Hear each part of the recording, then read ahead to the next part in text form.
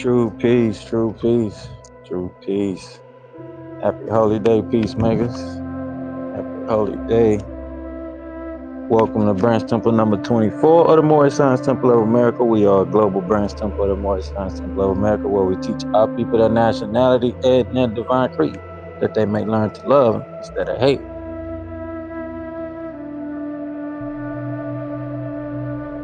Hope everyone's enjoying their Friday, their week, and also hope you enjoy your weekend as well.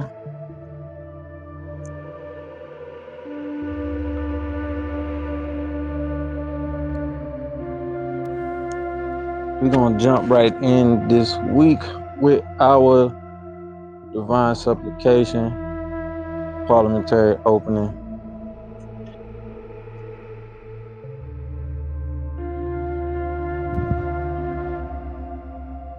But first thing first, I want to give all honors to the divine creator, Subhanahu wa Ta'ala, and the Tiru, Thunderbirds, Elohim, whatever name you want to make reference to the divine creator as. That's one thing we should take into account, that the divine creator is the creator.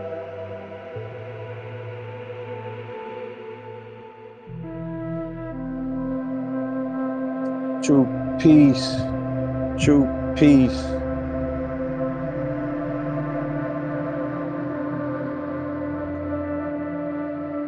Happy holy day, peacemakers.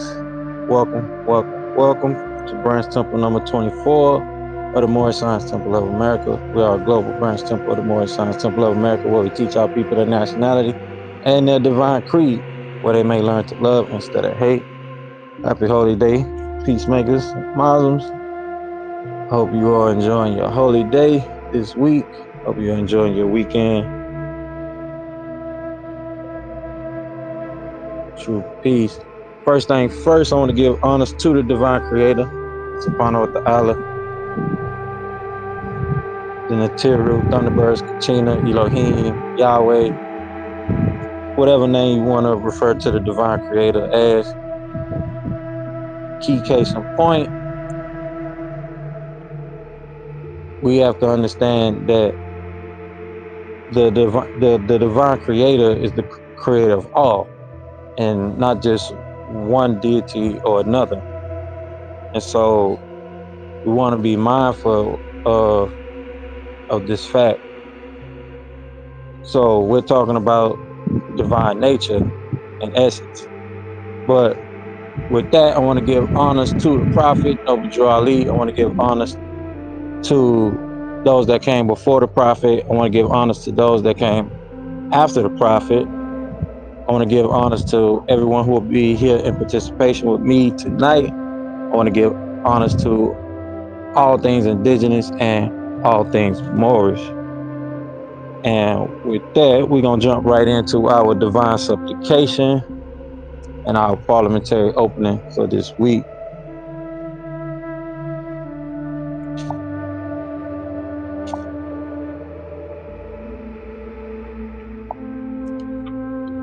Hope you all enjoying your weekend.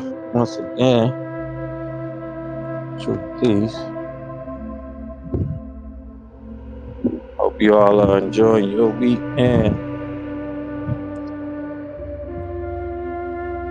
All right, so we're going to jump right on in with our divine supplication. And as you all know, we begin our prayers and thinking by using the all. O Heavenly One, the Most High, who is sustainer of all the worlds, we do accept the duty you have laid on us to clean up the filth made by the West and its non-submitting fools. O my sustainer, we beseech you to keep your hand over us to control the streams of the courses of our lives. Our sustainer, and if we do wrong, please show our divine blessings and forgiveness on us. You are the only one that can raise us true followers of the news bearers, and in thy name we carry on. All right, all right.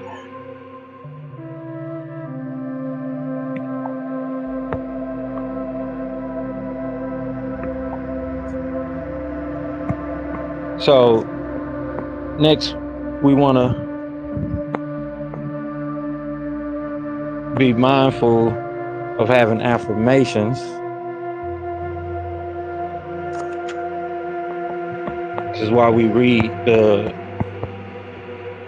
daily affirmation of loyalty of the children of the Elohim here every week, because we want to be real mindful of the power of affirmation and really setting things into a solid form.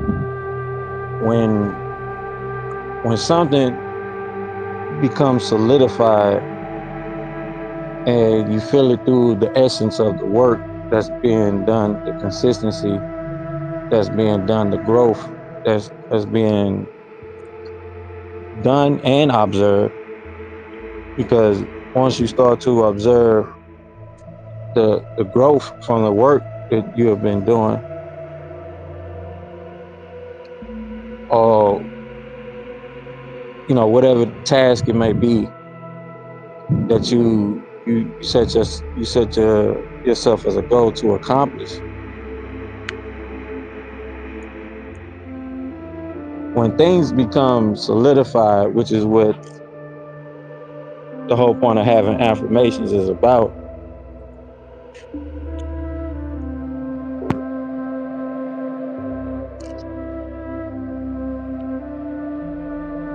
you'll get to see how powerful and why it is powerful to have affirmations, especially once you see the momentum build up behind expressing that affirmation, but living by that affirmation as well. It's solidified in your life. So with that, we're going to jump right on into our 19 affirmations, what we accept as fact. And as it states, we accept as fact the eternal laws of nature as revealed through science, past events, logic, and common sense, revealed as right knowledge, wisdom, and understanding. We accept as fact the highest laws of nature is the cooperation and harmony of all living things. We accept as fact our way of life is a means to the best end. We accept as fact that loyalty is the greatest of all honors and treason is the worst of all crimes. We accept as fact that what is good for the Holy Tabernacle is the highest virtue, and what is bad for the Holy Tabernacle is the ultimate evil. We accept this fact that the Holy Tabernacle is the finest and noblest organization for all humanity, created by circumstance, and the ancient and mystic order of Melchizedek is the noblest of fraternities on and above this planet. We accept this fact that creativity, love, and cooperation are the essence of success.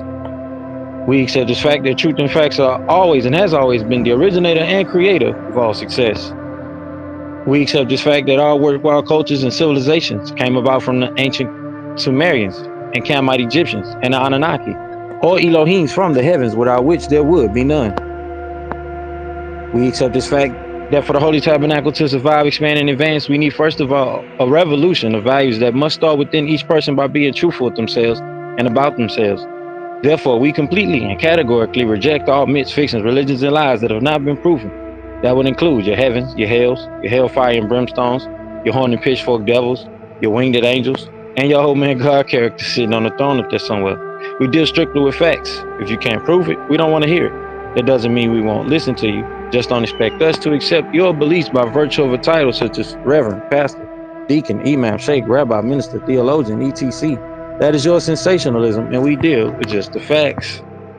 We accept this fact that the only true revolution is a war of good against evil, right against wrong, fairness against unfairness, loyalty against disloyalty, sincerity against insincerity, honesty against dishonesty. And this war falls within each person among the agreeable and disagreeable Elohims that make up your willpower.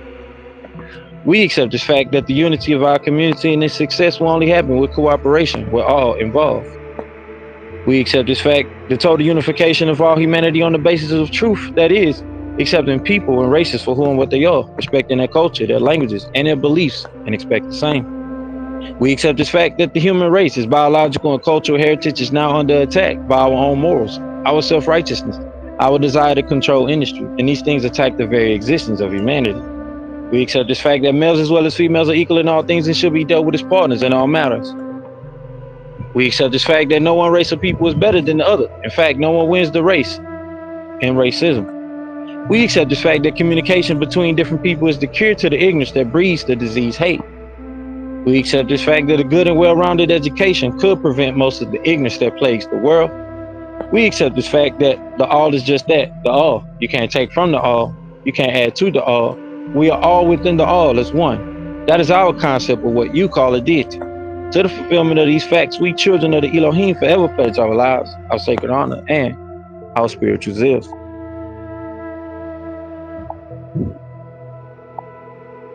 True peace, true peace. So this is why it's powerful to have affirmations. So next we're gonna move into our Moorish prayer and reciting of the divine constitution. But this wise is powerful to have affirmations in your life because you solidify things. Things become from a thought, which is like a gas, and then the process goes from a gas, from something that's just a thought, and then into a liquid state from the process of it manifesting, and then to a solid to where it becomes a reality for you.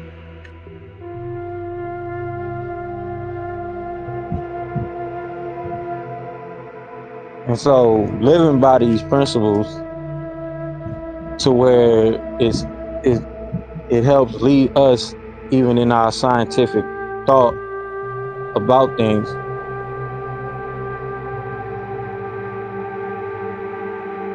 We know that nature is infinite.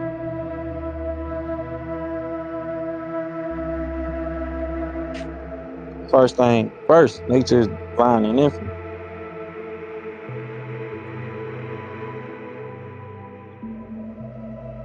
Can't really put that in the box. And with that, we're going to jump right into our Moorish prayer. So all rise, facing the east, 2 fingers up, 5 fingers up, feet at a 45-degree angle.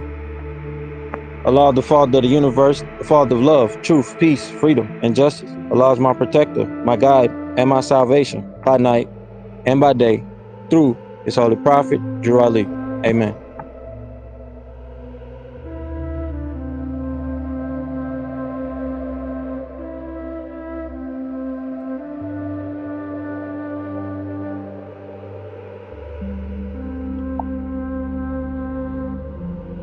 I'm not sure what we missed.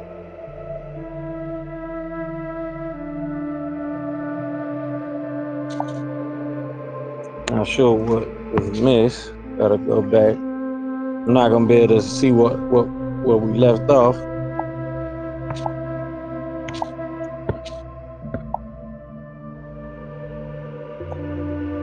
Said my mic was muted, so I don't know how far I went on and y'all didn't hear me.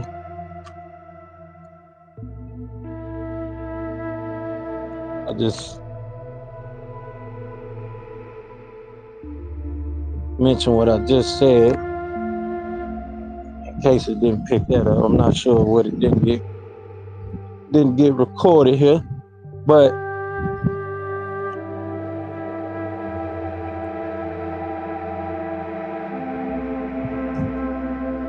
I was saying that the mission or the message is becoming clear for what was coming through for tonight.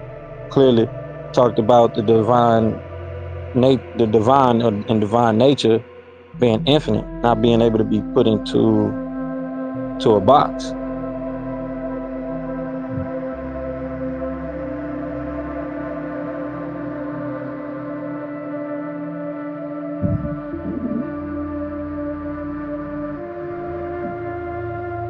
So we know the message is going to be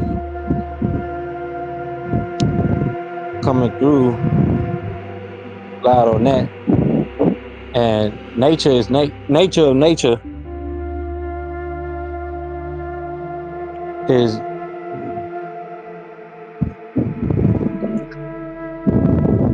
what we call the all. So if we know you have the divine and you have divine nature, we call that the all. If the divine creator is the God of all, then this is what we're talking about. And those core elements of life,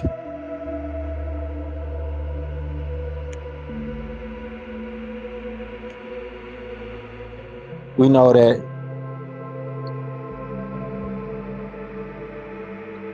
now is easy to determine the foundation of life, especially when they doing all this research into quantum physics and these particles that you can't even see,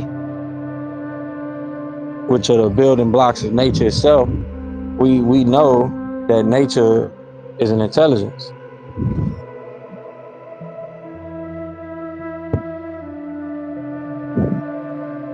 We are the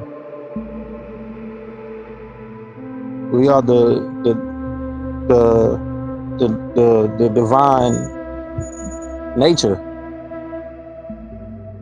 the nature of nature itself.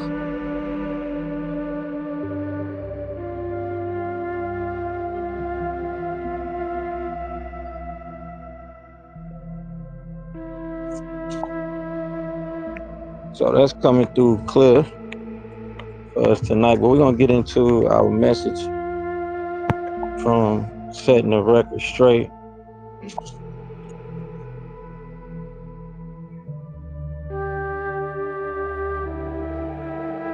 And getting into these sacred records. So we're gonna get into where we left off last week. Picking up last week, we was talking about the Olmecs and corporations and the origins of where they come from.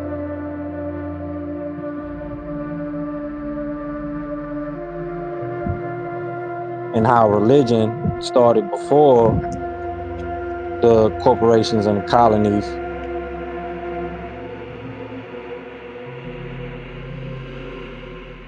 How we moved from statism,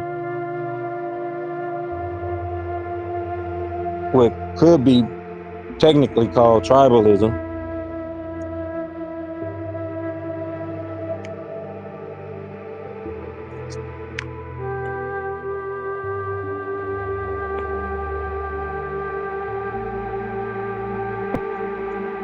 we talked about the rubber trees and Christopher Columbus. So we're going to continue from there on into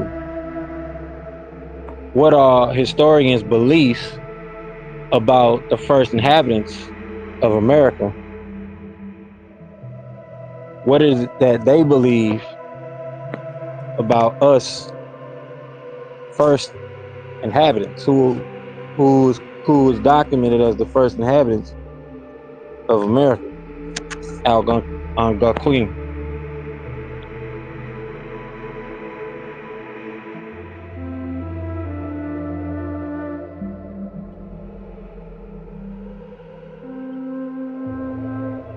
All right, so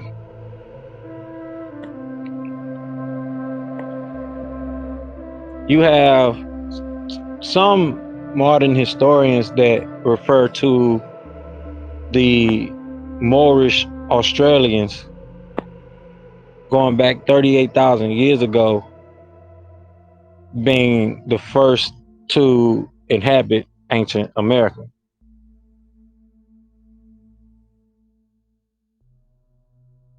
So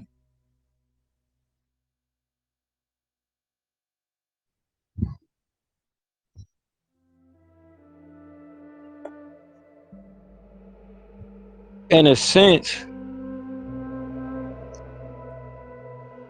if you look at that point,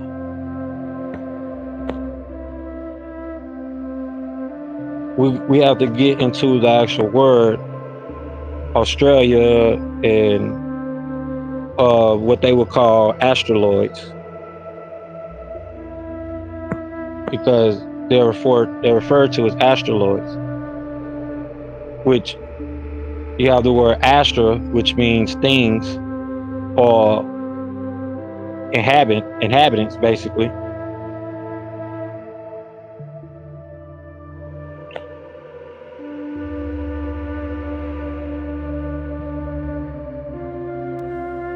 So the thing is though, who they're pointing out the first inhabitants to be are what would be considered aboriginal Australoids or Moorish Australians, ancient Moorish Australians. And we know that originally it was the Olmecs. And as we mentioned, they was all up and through that area. So we know that when they say the original Australoids and them being aboriginals, we know no way, because it's a recessive trait by nature as far as the pigmentation thing.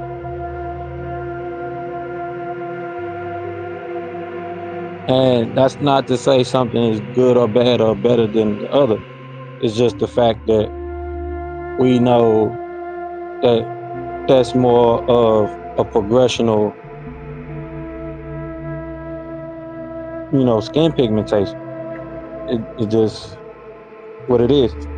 So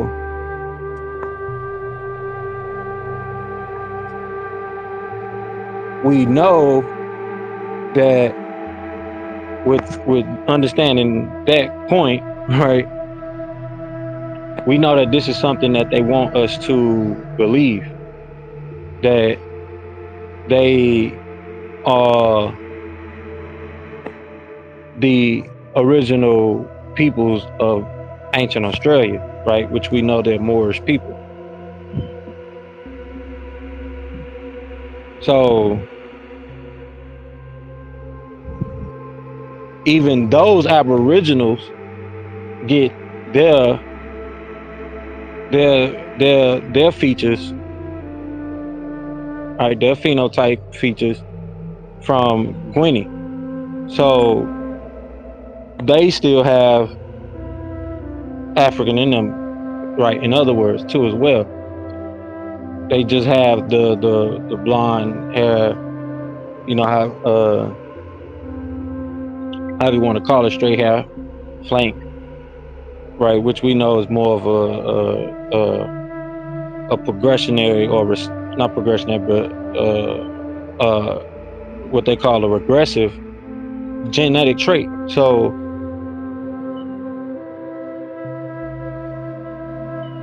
we know that the Olmecs were, people with woolly hair, nappy hair, right? As they call it, or we call it kingly hair, right?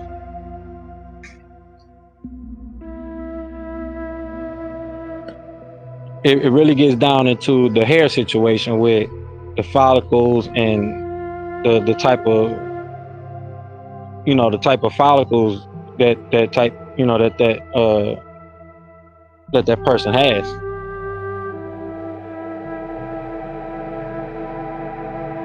And we can also look at this from the standpoint, as I mentioned last week, the etherealness within the hair as well.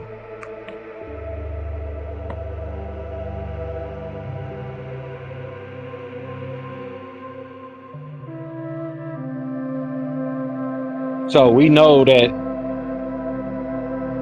if we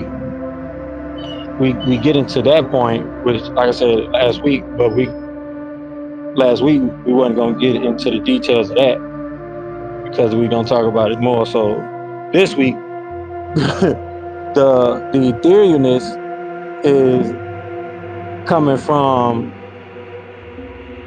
your hair, right? Because each different texture of hair, types of hair, right, based on the follicles. Like we have the woolly follicles of hair, and according to how we understand the etherealness of nature works and the different levels of potency of the ether, right, or etherealness, or you can say divine. You can also like saying divine, div, divinity in a sense, right, or uh, ether. It's etherealness, ethereal potency, right? We know that our potency is different, and the texture of the hair itself is flat, and it grows out from what's considered a tight curl. So, as I said, the hair, the point of us going to get into the hair, because that is a key to showing the different levels of evolution from the original people to the more recessive people, what you would consider aboriginal, and down to if you want to include that, for some people you may want to include that, but non-original, right? Because if you got an original, then you got those that are non-original, right? So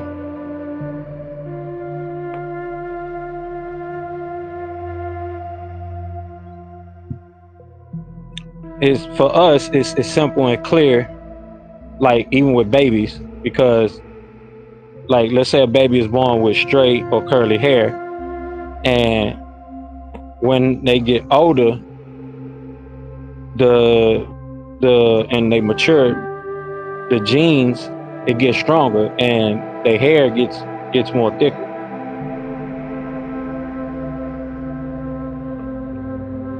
So that's another way to point out what we're saying and how it reflects in the the the anthropomorphic view of nature.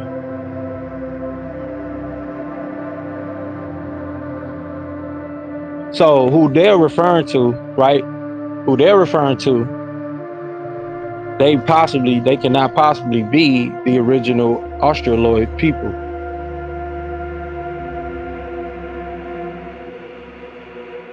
And then, you know, especially the indigenous people of Americas, right? So because if they're aboriginal, that means they originally came from Africa, and they are a mixture between those that are not original from Australia down through genetic evolution, and they would be more of a recessive people and not the original people.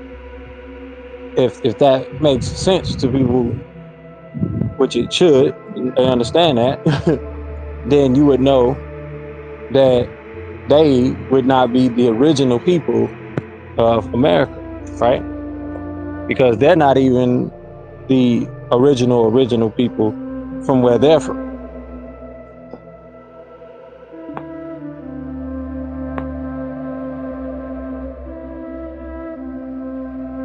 And basically, that's just like telling us that an ape sailed over or walked over to America, or unless they admitting that Australia was a part of America, right? And Australia was connected to what they would call Africa, right? And like I said, they would have to fall into, like we mentioned last week, we know that science is already, without a shadow of a doubt, found out that the original people, everybody on the planet, tie into the original Ugandan people, right? So that's another thing. That's not just some outer Africa theory like we talked about last week.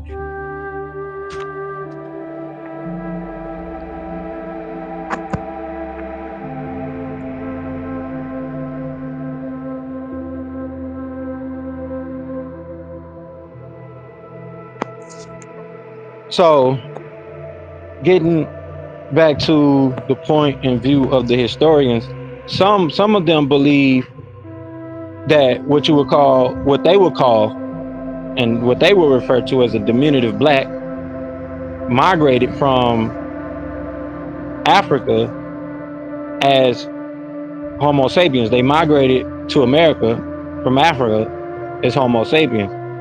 And the word diminutive, right, it means extremely small in size. So these are what they call tiny Moors or tiny blacks because they're tiny,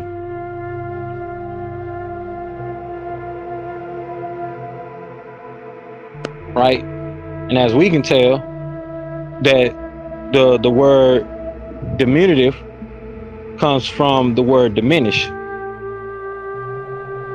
which is an old English word that means to blend or to lessen.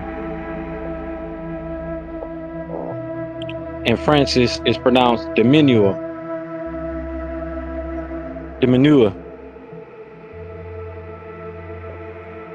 right? Which it has D, and munir means to lessen, to reduce.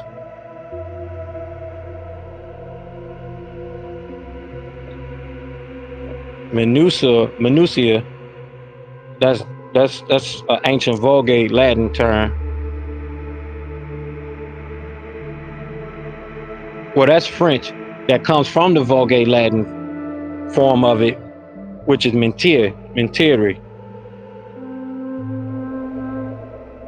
which mean which means small, or it takes you into the word minita or minitia, minitus, small from ancient Greece.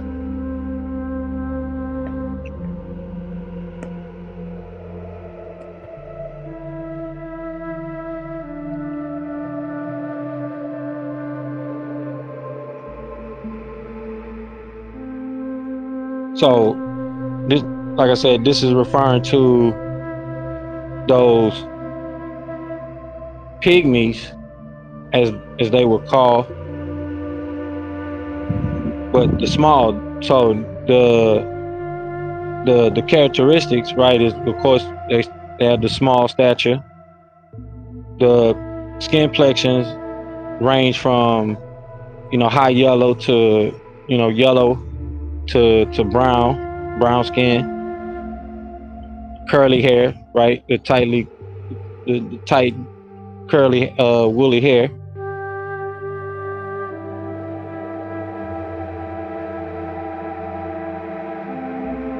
right. That's another trait. Also the big backs, the big glutamus, right, like a lot of African women have. And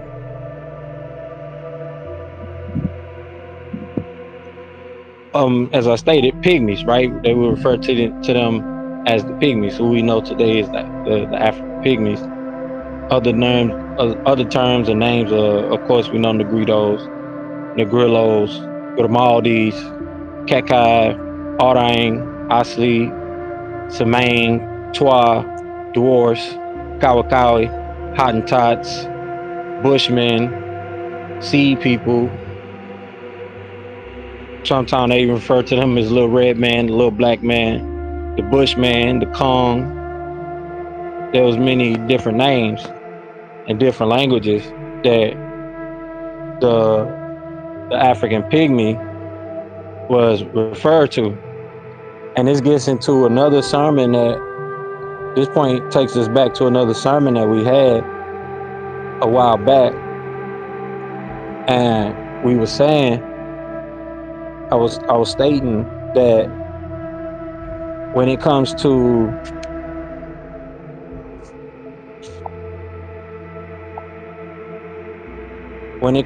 being able to tell what what is true throughout so-called ancient history or prehistoric times, even getting into prehistoric times, which we would call the mysteries, my story, our ancient stories, this is the type of information that we're getting into, right? Because it's coming from the mystery. So when you're trying to put together prehistoric times and your own grasping and getting your own grasping of divine creation and how it's processing from all the things that you can understand about what is available to us from basic science, discovering the nature of nature itself.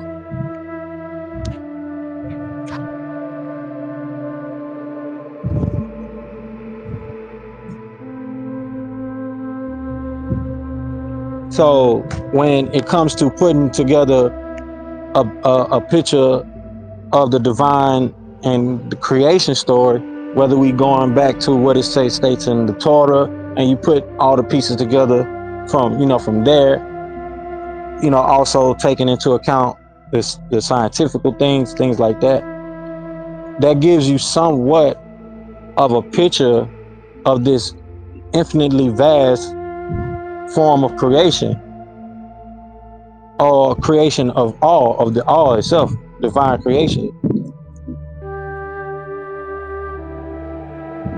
It gives us all uh,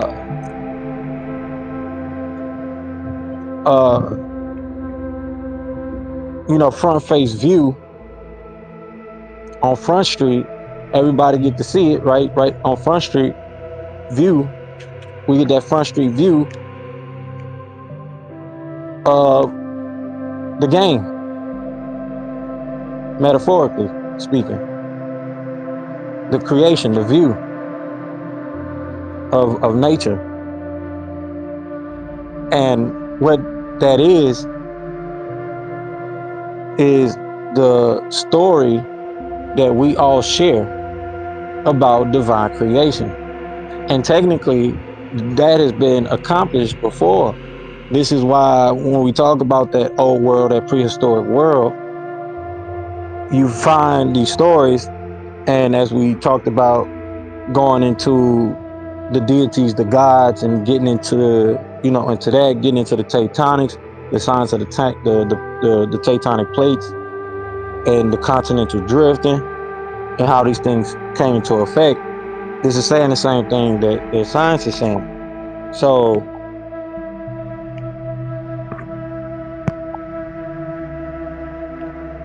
when we get into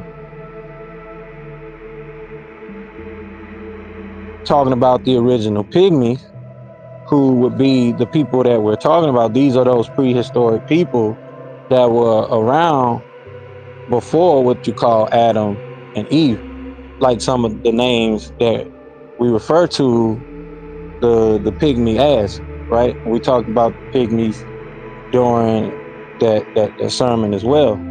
So it's definitely there, right? But this is, this is extracting the same thinking, the same line of thinking,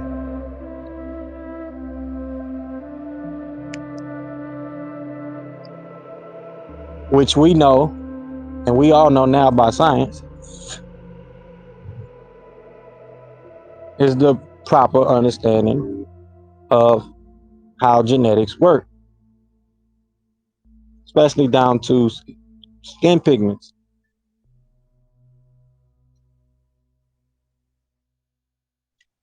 So that's what we're about to get into, because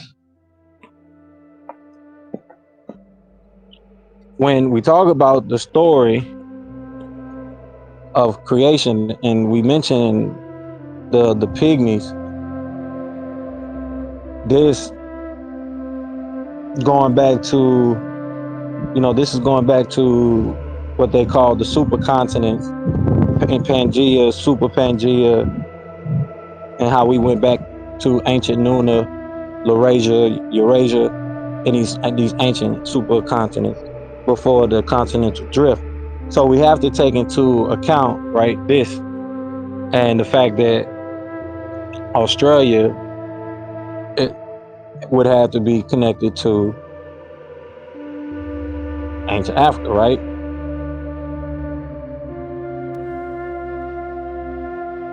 So we covered a lot of these same points in those sermons, but here we we're coming with the message straight out of the the setting the record straight. These these these series of sermons is based on the message that's coming out of setting the record straight. We're not reading it as a book, we're reading it as a message to us as a people and what this knowledge is saying. And it's being extracted through all the other points that we're making. Even if you go through the knowledge of how Dr. York kind of brought out his teachings from Islamicism to Mohammedanism, or from there to Mosesism, right, in Judaism, into Christism and Christianity. You see that this is also taking you through chronological order of history.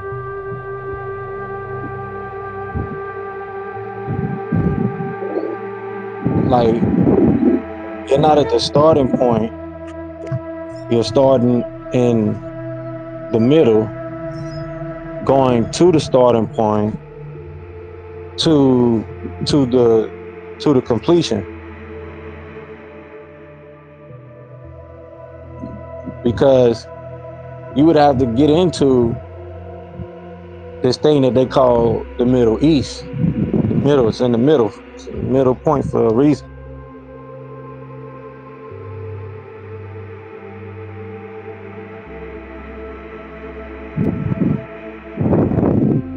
Which nature is also symbolic of neutral, which is why a lot of the creation stories are not understood.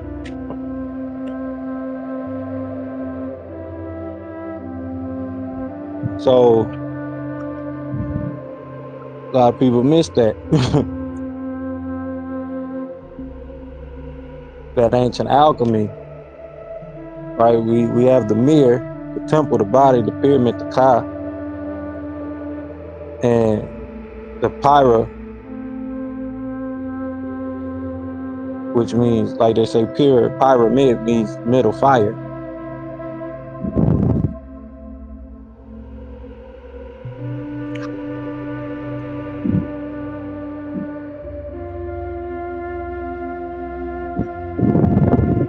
The mirror, basically, how it's pronounced in ancient Egypt. And looking at that, you have an M and you have the IR, ear. You still have that sound, ear, sound coming from the ancient tones, right? And you'll see that you have a place called which means fire in ancient Sumerian. So just those little things like that show how these two places were connected, and how we shared in the old world, we shared a structure that reached from California back to Indus Kush Valley. So that also would include the Indian Ocean, right? So all these pygmies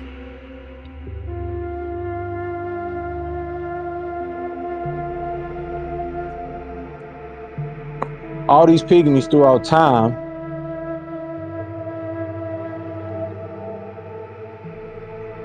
and some of them like the dwarfs and the Twa and the Tweed people refer to them as angelic beings.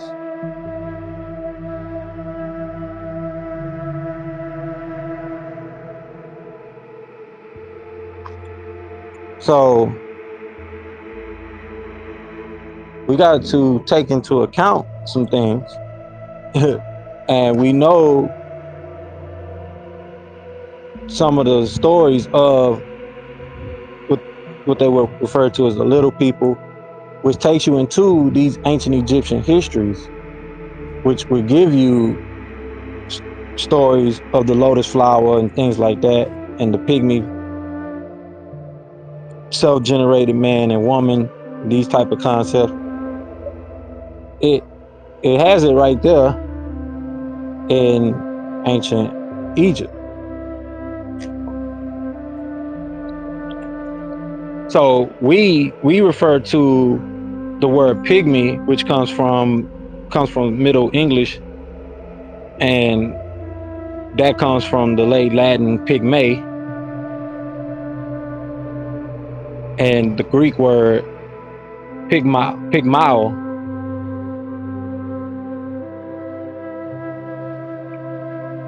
which comes from an even older word pum, which means cubit or fist.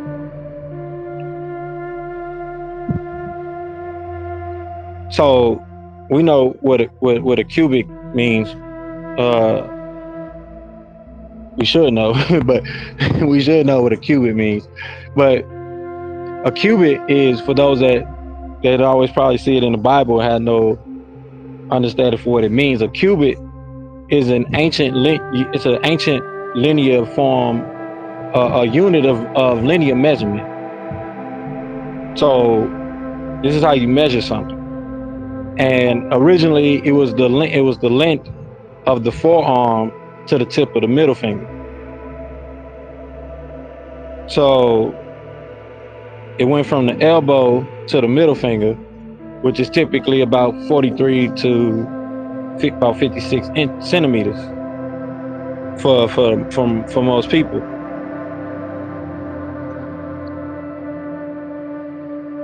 So it also tied into the word cubite, which came from the Latin cubitum, which meant cubit or elbow.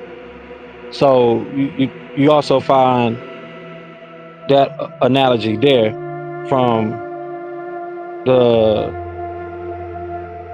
or definition, not analogy, but you find that definition there for for cubit as well.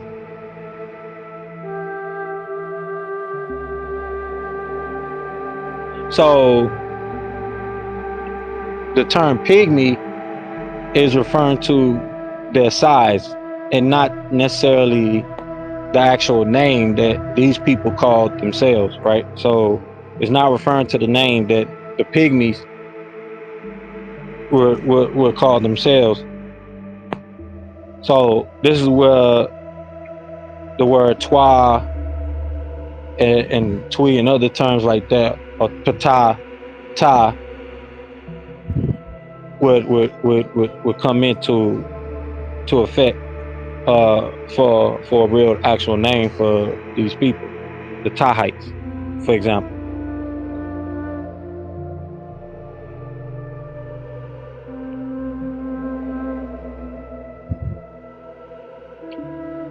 So the name pygmy, basically, like I said, is a reference to their sign. But if you look at the phonetics of the word pig, when you research it, it's supposed to not have some type of origin when you get into where the word pig comes from. But you have the word pigment, right, as we would say, and it shares, right, the same root. So the word pigment has the Middle English meaning of spice, red dye, and in Latin is pronounced pigmentum or piggery, which means to paint, right? Which means to paint. And notice the prophet always making reference to us being colored. So the pig and pygmy, right? The terms, they are also referring to the word pigments. But referring to a pig, the animal, you thinking of that, we know it don't have no it don't have no pigmentation, no color. It lacks pigmentation. Most pigs, because they are actually recessive breed of the boar, the ancient boar, which did have a melanin content.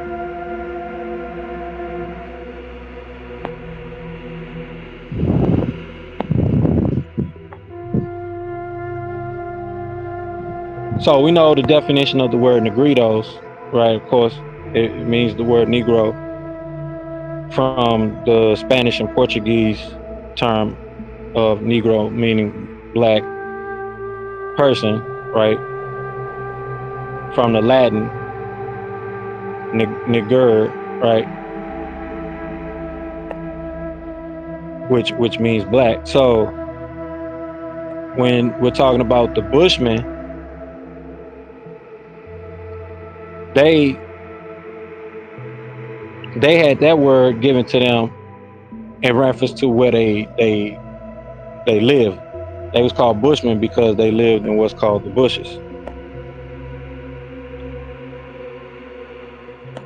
And the term seed people, right, how they refer to them is seed people, that comes from the fact, like we was talking about with the lotus in ancient Egypt, the self-generated man and woman, that concept. So this is why I was saying the pygmies tie into who they would say the ancient Egyptians were.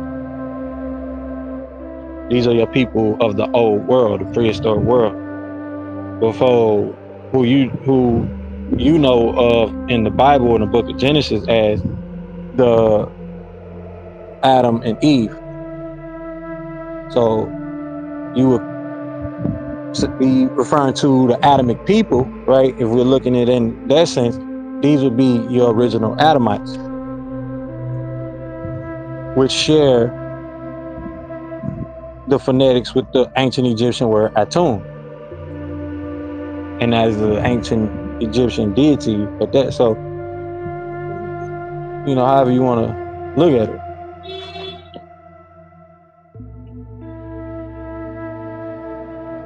So whatever term they was called, because you also have the little black man as well, and that goes back to the term diminutive blacks, so means little black man.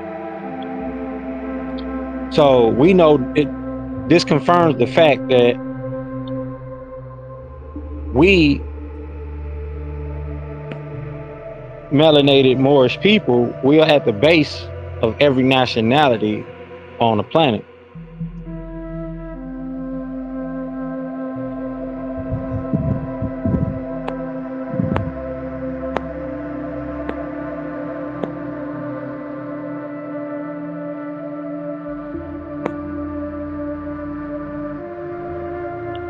So they found a fossil in Africa at a place they call Omo in Ethiopia, and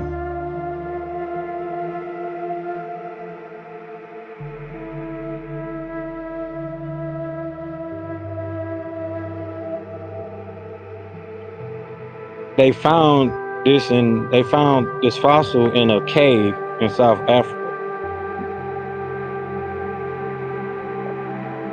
by a river, a river mouth in Africa that they call Classices.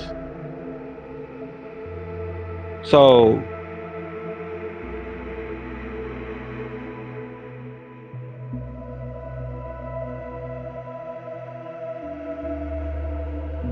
these fossils that they found were were basically these ancient pygmies, these Twa people. So they've already technically verified through these fossils dating, back to millions of years. We talking. We know that these are the original Homo sapien people that they're referring to. So you have fossils that they found like that, plus much more that you have people with the out of Africa theory, coming everywhere and out of nowhere to debunk that knowledge.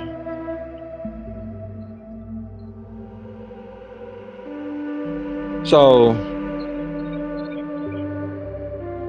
you have a guy named Jim Wanscott of Oxford, and he stated that a founder population left and spread throughout Europe, Asia, and the Americas.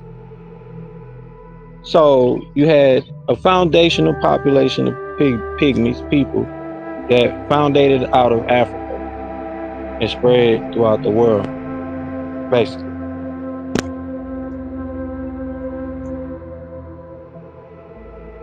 They spread throughout the world.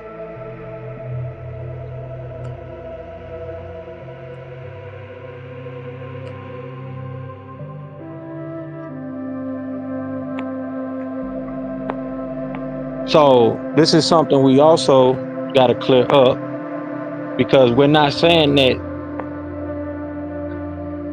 that these pygmies,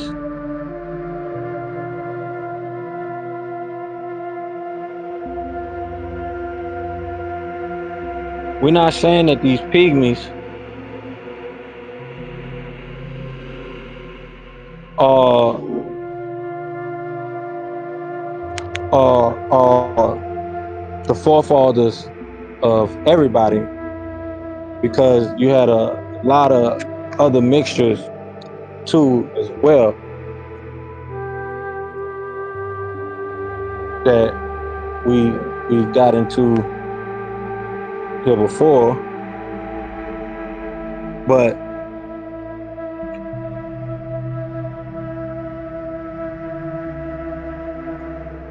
what I was saying, we talking about other beings that come from outside the planet.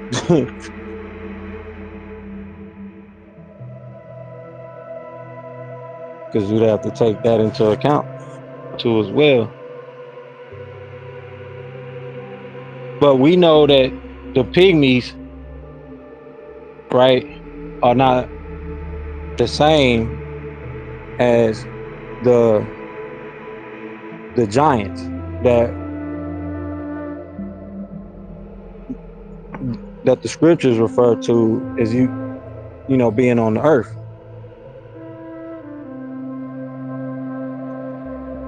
So you have that as well.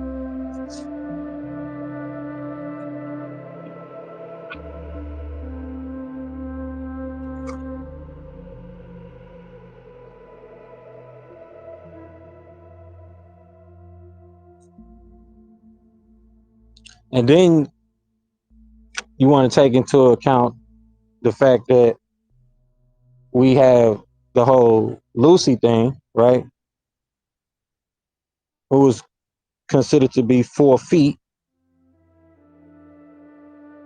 So she was basically a pygmy and a dwarf. And we know they totally different. So we know the Olmecs is more taller. And of course, right, what we would call extraterrestrials, beings not from the planet originally.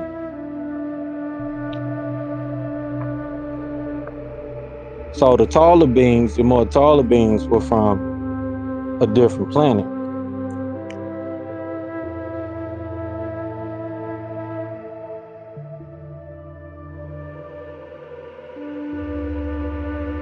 Because even if you look in the Bible, right, it states that these mighty men of renown came down and they mixed in. And it states this on, it says on it states this on 2 different occasions. And the people that they made it with would have to be pygmy people, because those are the original people of the earth, right?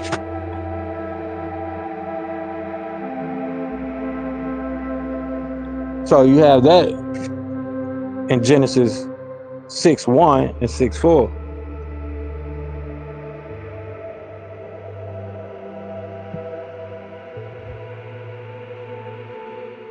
So you had those giants, like we were saying, is mentioned in the Bible. You have the giants, right, which translate to the word Nephilim in the scriptures.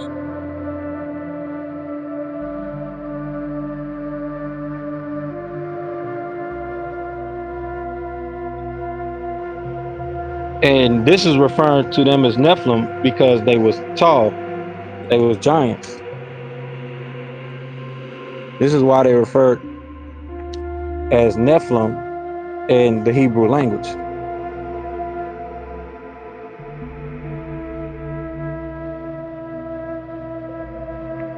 And for those that don't believe necessarily in the Bible, we know you have the archaeological findings of these giants.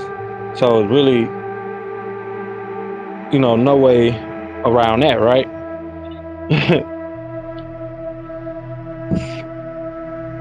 And then scientifically, science already admits that the original human being was less than 5 feet. And that would give us the thought of scientifically, well, where all these tall, genetics and people come from. Got to come from somewhere else.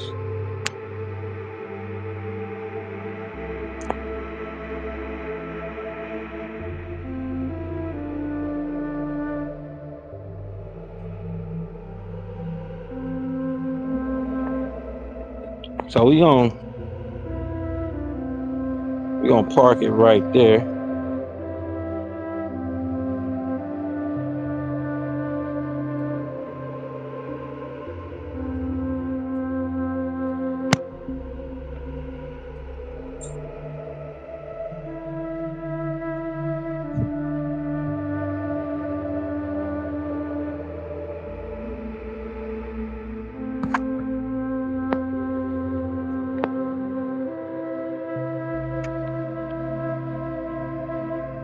So we're gonna go over one last section of the records, and then we're gonna close it out here for next week.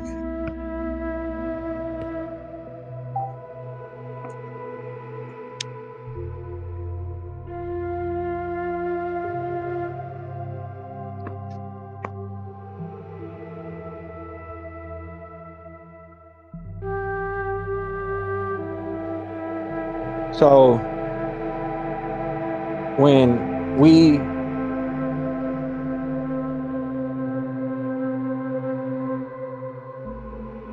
when we want to look into the reference points for who were the Olmec people, what did they look like?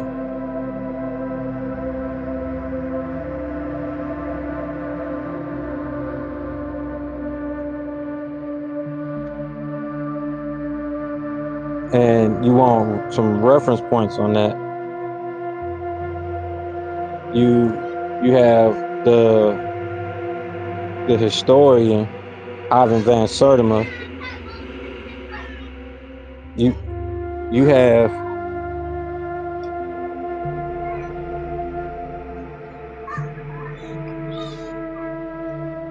you have his textbooks that you can look into that gives you a lot of knowledge coming from the brother Ivan van Sertima. I actually have some of his stuff on our YouTube channel that you all can check out. Long form content, something you can sit back, meditate to.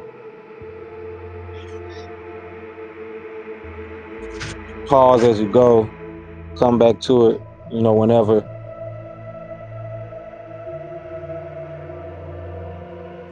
Right, so you can definitely look into him, and they have a lot of others that you can check out too, but that's one good author that you can look into.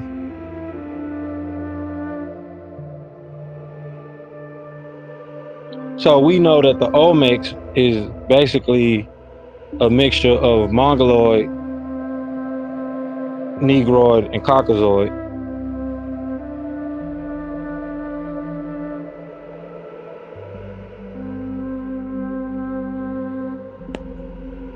But we know the what they call the black gene or seed came before the brown, yellow, and then the red, and so on.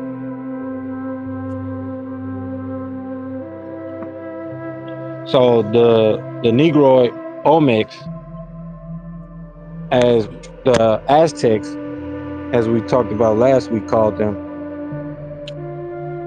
because the their homeland, where they came from, which was Africa, Nubia, what they were called, eventually called Africa.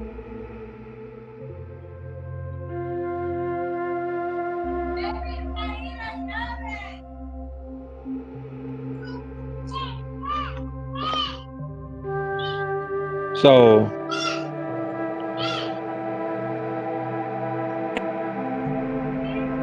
we know they had the progressive gene first, which we refer to as the black seed, or we know as the black seed. And then after that, you'll have your two regressive seeds or ethnicities that come later. So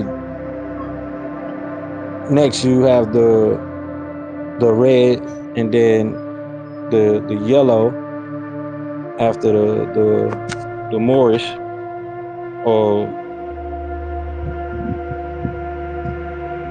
in this case called the black seed, then red, and then yellow. So they also refer to them as the rubber people because the rubber, right? We talked about the rubber trees that were brought from ancient Nuba.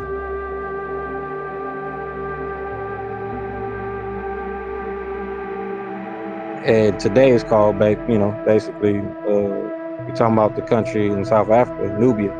Still have Nubia in Africa today.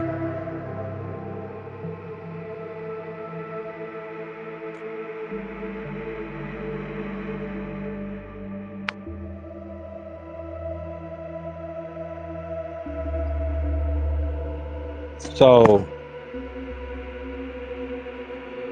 in their language, Olmec, meaning the dwellers of the rubberland, those who live or come from the rubberland, This is where they get the term Olmec from. Ulma.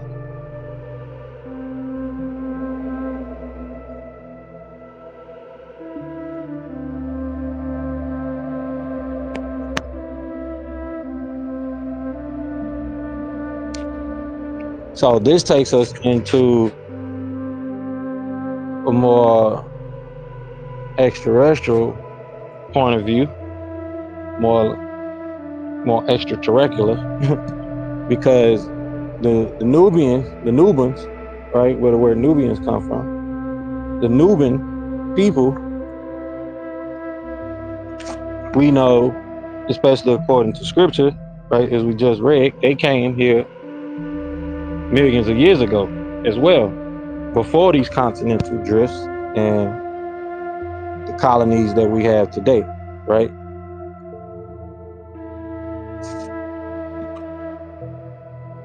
They too were also Moorish or melon, what you refer to as dark-skinned, woolly haired, people with big lips, wide noses, etc., as they like to mention. And in Egypt, is called the Nasi or Nasu. They were referred to as Nasu in ancient Egypt. So ancient Egypt, they had the signs of the pigmentation put into their science methodologies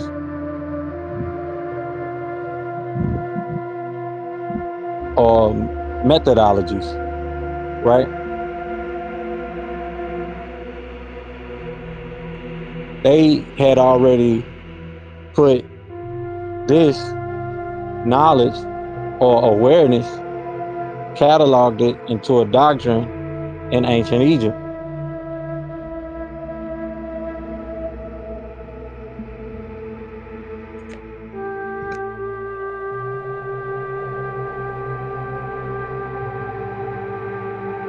And then you had the Hexians under a brother named Husin from the Shane dynasty, who you would refer to as the Yellow Seed.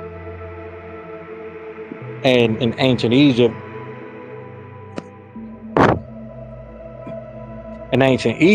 they were referred to the Yellow Seed as the Namu,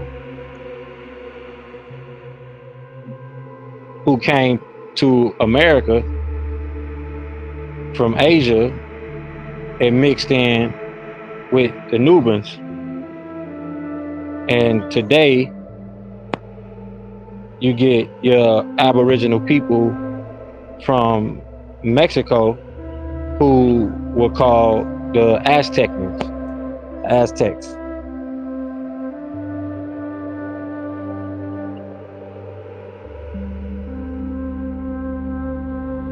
And then you get the brown seed,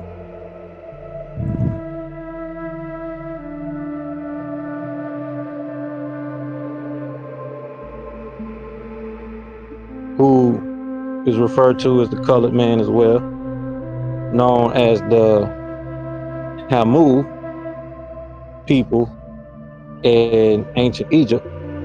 And the word is also where the word ham or cam in ancient Egypt comes from. It's referring to brown inclining to the word, what they would call the word black, dark skin.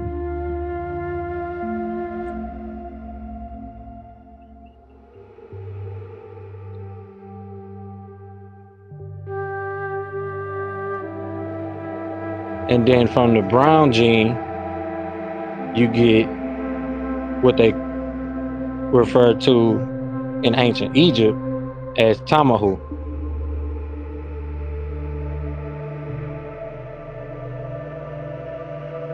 The Caucasians, Europeans, or the Red Sea, Like they use the term redneck, or we say sometimes the pale race. Some of the pale race refer to themselves as the pale race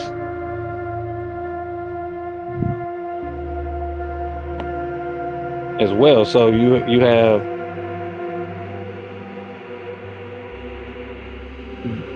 the results of people who would be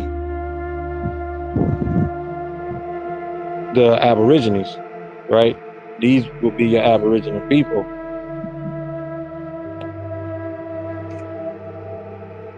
because you got a mixture of all those people, all those different seeds,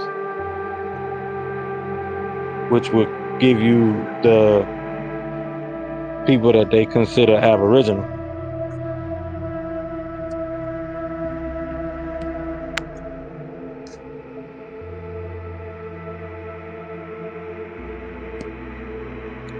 So in ancient Egypt, the word Tama means the created people. And then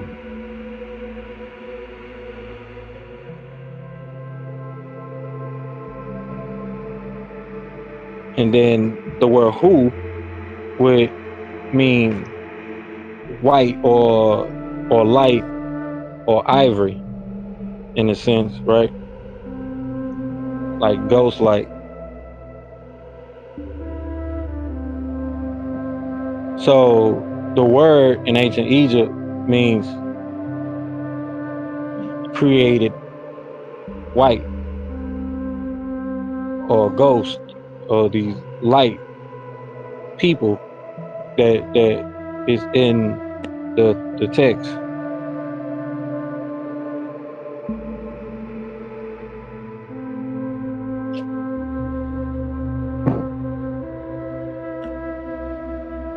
These light skinned people that we're talking about in context of what we're saying.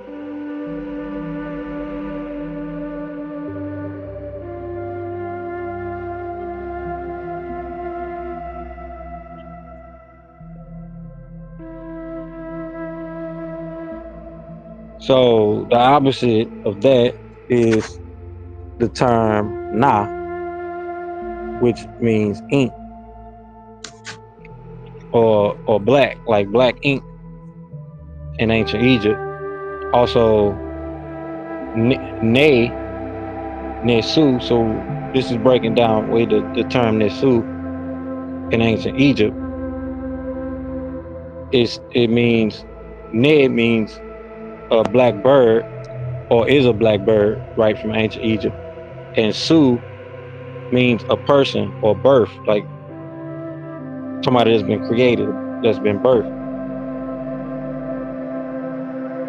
So the word, like we mentioned earlier, Nasi or Nasu means one who is Moorish or born black.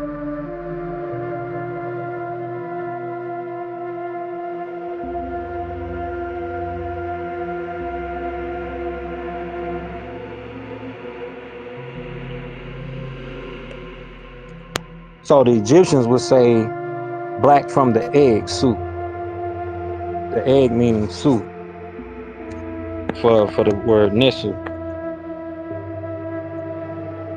And him, H.I.M, like as in the word ham, Hamu means the the people that were sailors or navigators, seafarers, just like they refer to as the Moorish people being people that travel the seas.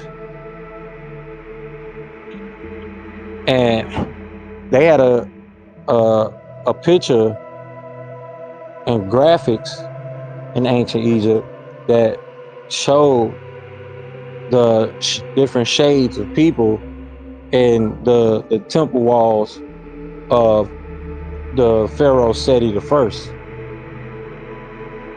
So you have examples of this being broken down there. And so when it comes to the skin pigmentation and understanding the skin, the different tonations, that's something that has already been figured out going all the way back to ancient Egypt.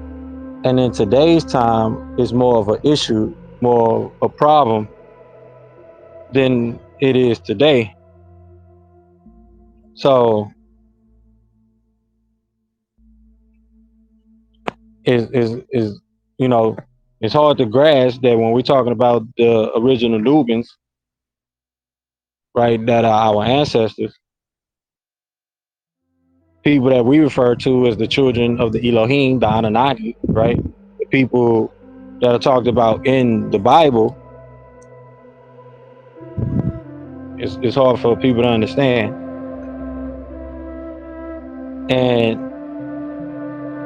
you know, when you start adding up the different the different mixtures that we went through in genetic breedings, you know, just different tribes and all of the things that have happened over time,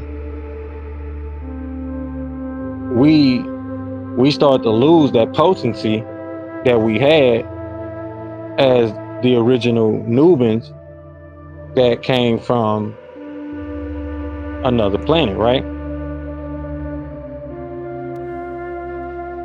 So this is basically the story that's being documented as we go through the scriptures, because some of these ancient gifts that we know we have the ability to unlock as ethereal people, people that are connected to the divine. We know about these gifts that are, you know, that exist, right? So these gifts were easily accessible by these original people, and so we in this time have more so lost those gifts and how to use them or get back connected with them. So some sects of people refer to this as the curse, right? And the only way to get it out of our system is by gen- being genetically purified, right? And that means we wouldn't be mixing with other races of people. We would only produce basically our seed, because that's the only way to get back to that original germ.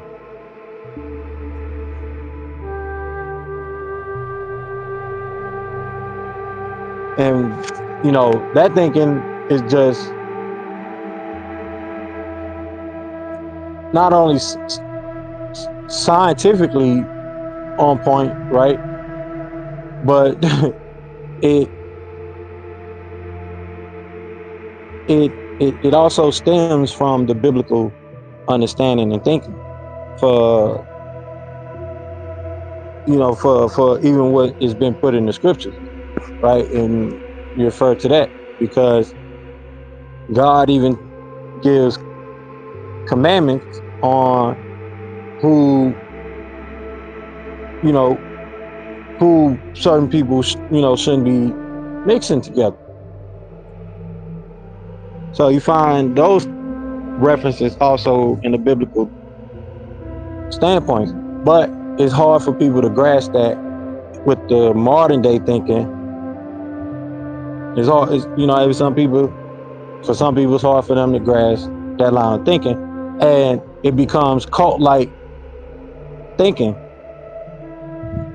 to them. This is what they refer to it, not realizing that this is in the Bible. This line of thinking and logic is within the Bible, their scriptures.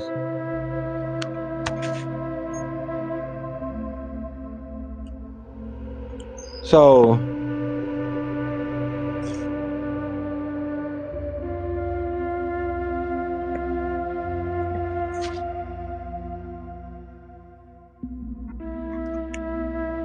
the ancient Egyptians basically had it figured out already, and the order of the prominent gene to the recessive gene of the skin pigment. So they pretty much they had it down pat. So when the ivory seed came about, right, the science was already known well pat. It's sad to say, but it's just like breeding animals. You know what type of breed you're gonna get when you do these certain experiments and mixing, right? So we know, once again, we know the Nasi, the original, what they refer to as sometimes the blue black man, being the first original seed, which would be your Nubians or Nubans. And you had the Hamu, who was referred to as the Fur Nasi,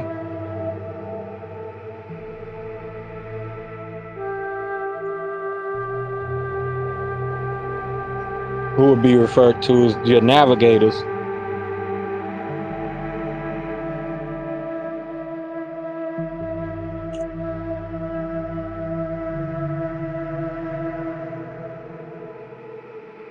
Those would be the navigators. They refer to them because the brown rudder, or the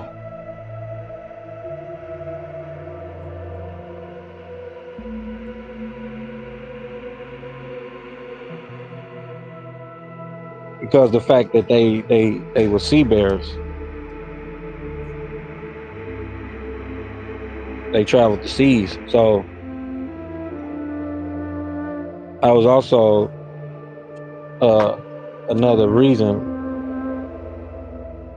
to use that metaphorically as the Hamu who came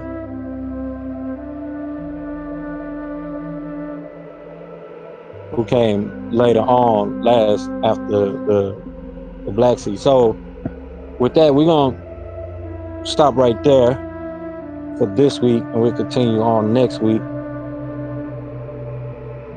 But getting into the nature, the science, and how things line up with far as the creation story, right? The Bible gives you a reading, but it doesn't give you the depiction of how things operate through divine nature. And that's what science comes. That's what science comes in. Science is basically telling you the laws of nature, the cans and can't do's of nature, the essences, the textures of nature, the nature of nature.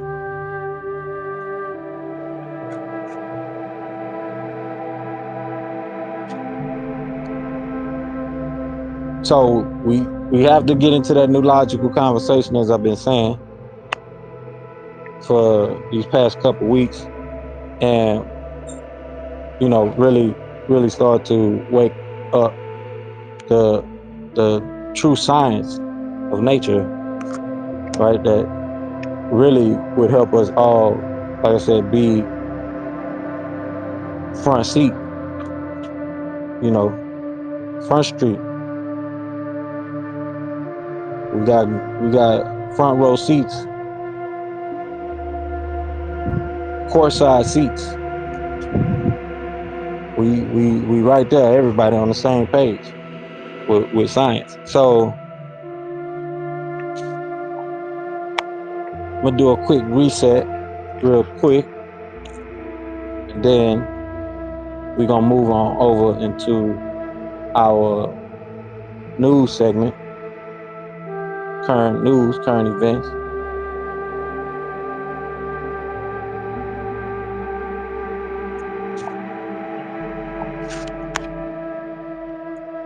But welcome to Branch Temple number 24 of the Moorish Science Temple of America. We are a global branch temple of the Moorish Science Temple of America, where we're teaching our people their nationality and their divine creed, that they may learn to love instead of hate. Come link yourself with the family of nations by joining us here every week on Telegram.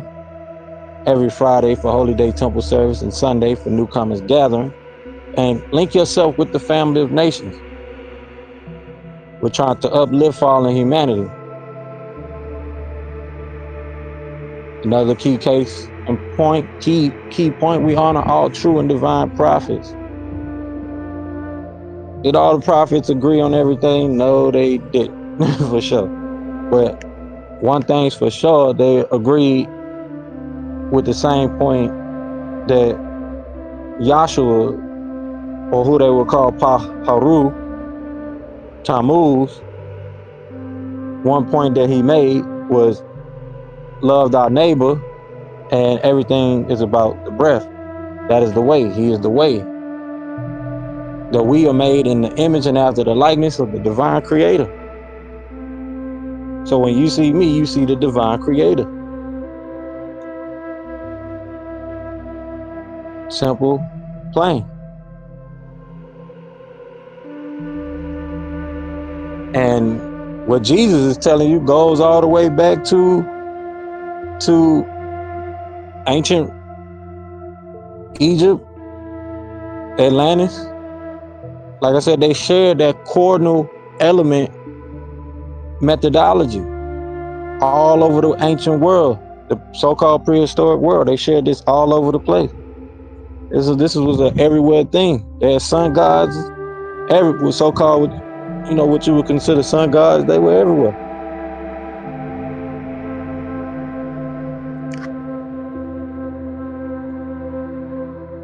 But we hear every week.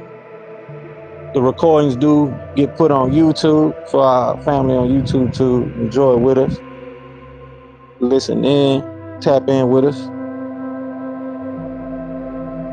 meditate too. Because we dropping knowledge that helps the subconscious. And that's what we need in conjunction with proclaiming your nationality, which is a simple thing. Come in, put it on record, as we talked about, mentioned last week. But with that, we're going to get into our current events, what's going on in the world today, updates from the temple, any Q&As that we have. The floor is open. So I do want to let it be known first is that there is a lot of things happening as far as the Diddy conspiracy thing, or whatever you want to call it, the Diddy case, people screaming no Diddy. There's a lot of things that's coming out the woodworks with that, right? But what is really hitting home, somebody was sharing with me today earlier,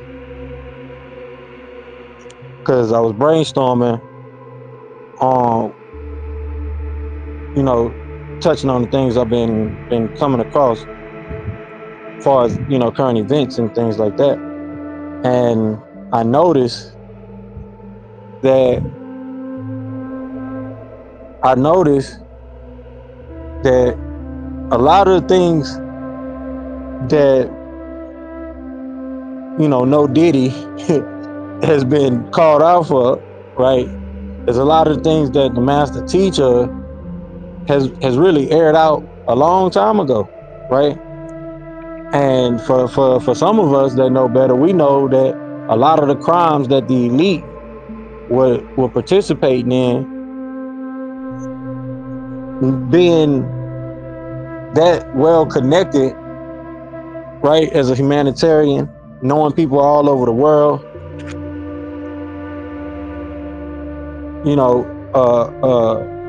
well-known figure, especially as a power player in the music industry, someone who was a writer for a lot of people.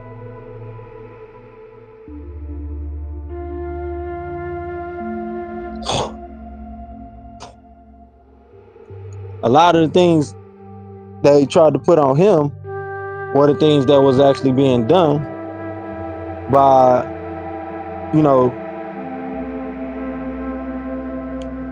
the well connected that's caught up in the Diddy theory, right? And it's just funny to see that, you know, like I said, another brother pointed it out to me just earlier before we got on today, and it's just crazy that, you know, the master teacher went in on a lot of these things that is being done now, or being, you know, being brought into the light now, right? And it, you know, it's like trippy to see, to really see, uh, you know, a pushback toward uh, a prominent individual in, you know, in that what would, in what they would call a racket, right? That would, you know, that would be racket,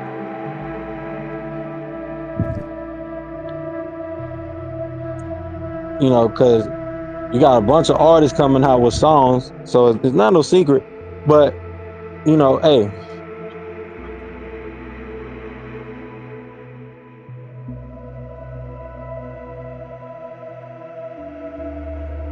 it's been stated. We know we in the time of the revealing, and Cat Williams just recently mentioned that we in the time of the revealing. So it is definitely getting crazy, as I said it would. You know, especially with the political campaign ahead of us that's coming, and I know we're getting closer because I'm starting to get more political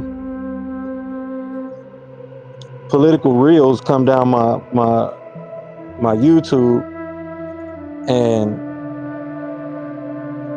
you know that's signaling that we getting closer as things take off. And you know, as I said, it's gonna get get crazy. A lot more things are gonna be coming out, and how the economy adjusts, and power players in our economy, because uh, a lot of people don't take into account the economic power that a lot of these celebrities hold, right?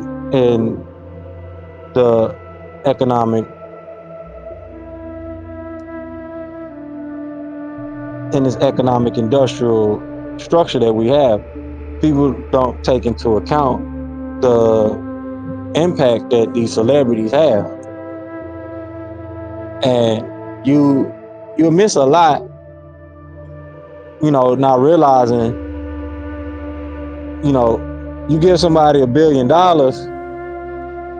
and you know you dealing with acts of the lower self,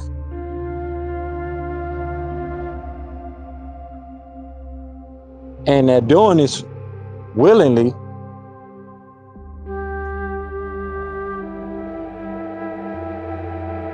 to maintain the same status quo.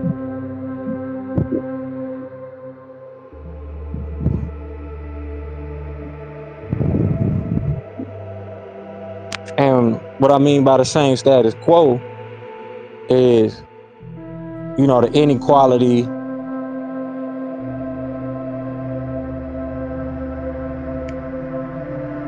the parasitic capitalism,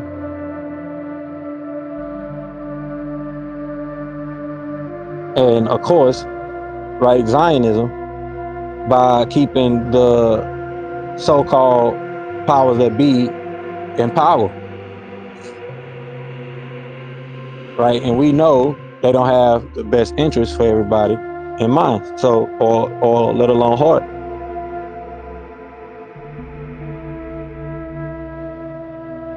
So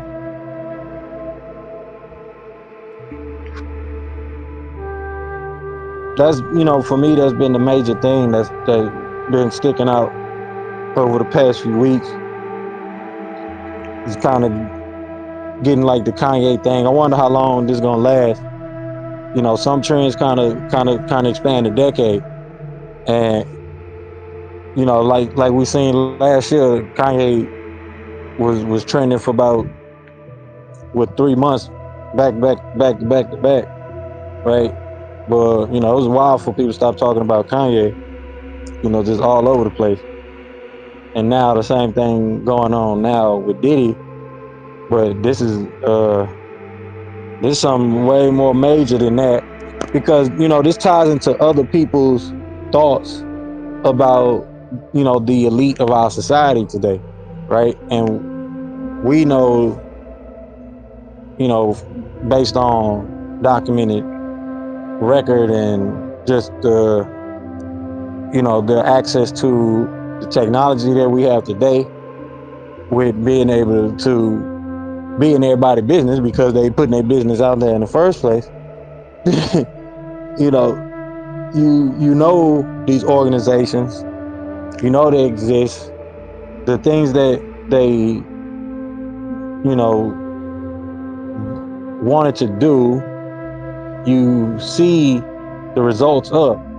Now, this could all go back to each individual's perception, right, of what good and bad may be. But when you're seeing plans of destruction play out right in front of you, right, and it's happening in a predictable manner, then you got to turn a red eye. So what's funny is a lot of people are sharing old audios and music lyrics from from signs and things like that, or being told already before, or warning signs to watch out for for no Diddy. It's just funny. It's funny how the content that get created, right, right as fast as soon as something happens. And seeing that, and the fact that once something happened, especially in that would be class of elites, right, for some people, and celebrities, as they as we put them on a pedestal to be,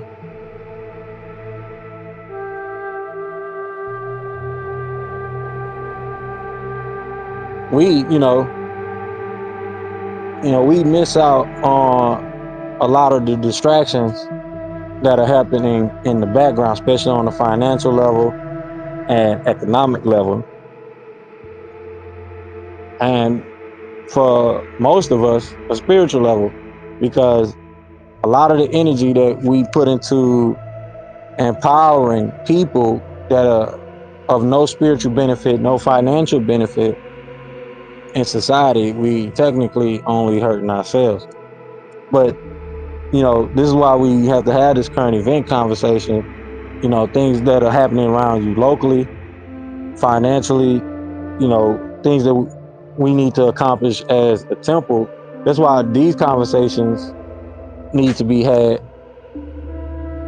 because this will help the average everyday person to have a purpose. And that's what causes a lot of the rebellion, especially like we're seeing now in our music, right, the from the so-called next generation, right? Our ancestors, right? Our ancestral children that are coming out of us, right? In this next generation, their music right, is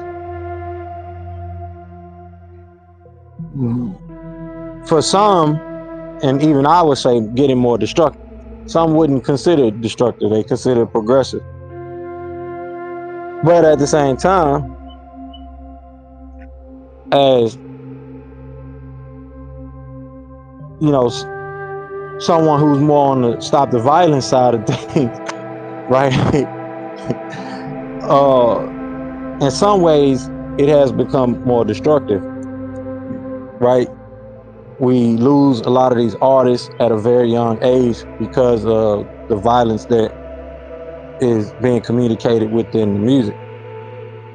And it wasn't like that 10, 20 years ago, right? So, even 30, 40 years ago, because hip hop is growing in age. So when it comes to our current events, that gives us a purpose. That gives us time to talk about our initial purpose and the outcome from now. So as they say, the temple Moors, they this, that, they crazy. It's too church like, right? And I understand the the the issue that most people have when it comes to the consistency thing, especially for us in the temple, right? We understand that to be one of our holy instructions.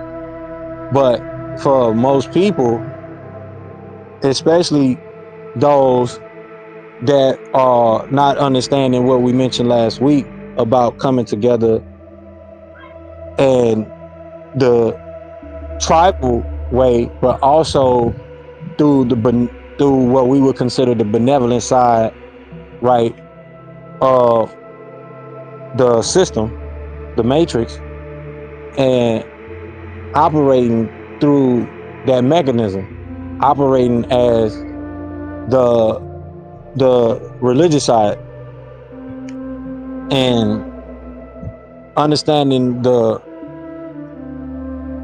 access that the prophet opened up the door to, with us being a sovereign theocratic form of government. We have a focus, we have a purpose. Most religious organizations have a purpose. So we get thrown into that pot. The temple Moors is this, temple Moors is that. They too churchy. They be tripping.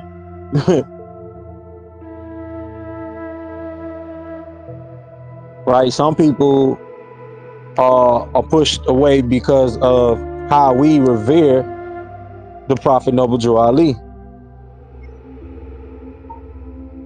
But we honor all true and divine prophets. The prophet talking about Confucius, Buddha. They wasn't too long ago.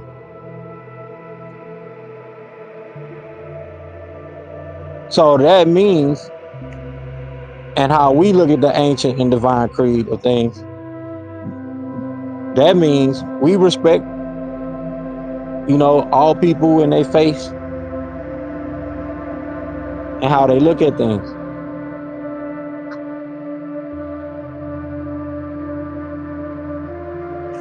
Because universally, we all share one principle out of the thing that they call religion, and that's discipline. So that purpose gives us a discipline to be here every week, have these meetings, come together, because we shouldn't just be getting into, what's happening lately with Trump, or what's going on in the national news, world news, but also amongst ourselves as a theocratic nation of people. And if we want to stand on anything that has to deal with restitution, reparations, and these things that people want to put a seriousness into, and at this point in day and time in America, it's a well-known factor, right? This past week I was watching old news clips and things like that. So I necessarily haven't been into today's news. I've been going back to news on things that are still happening today. So that means taking, these events and times that we have with a seriousness. And it don't matter if you're inside a temple building with your grand sheik, your guru, your pastor, etc.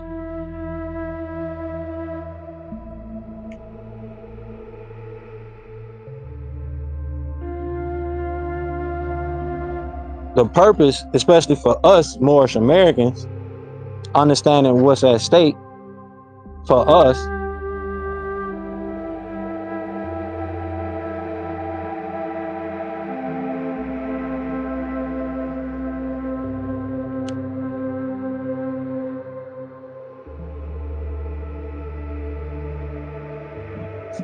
we know that, as we talked about last week, we know that religion came before the state. So that would mean things that are happening under our eyes too, as well. What's happening locally around us.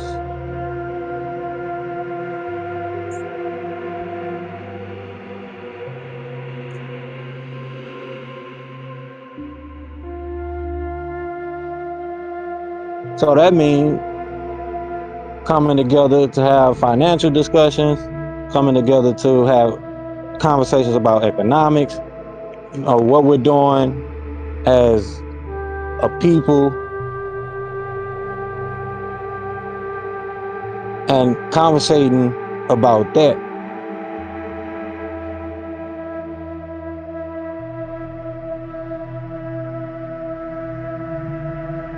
Because we do have it to where, you have a few speakers that come in, sometime the secretary takes you through the different intermissions, right?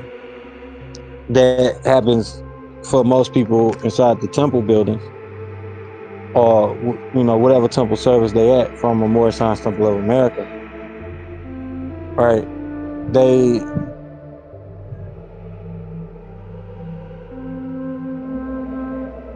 don't always go into having current events and a question and answer segment. And this is technically something as old as dirt, right? Doing is opening things up for question and answer. People got questions, especially about the sermon, right? But opening up the conversation about what's happening today, around you, you know, really building up our communities. And, this is where, like I say plenty of times, the rhetoric that we have within the temples is what's hurting us.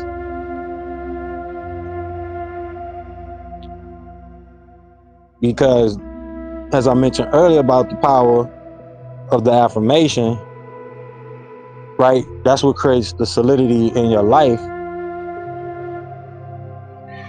Then, keeping in mind that same point, understanding being in the the participation of all the necessities of the Moorish Science Temple of America, right?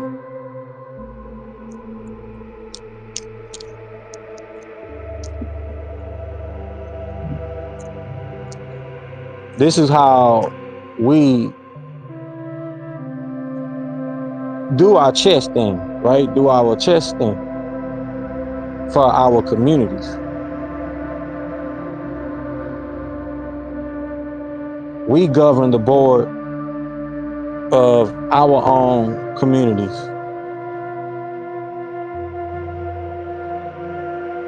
but we don't have those conversations, right, amongst our people.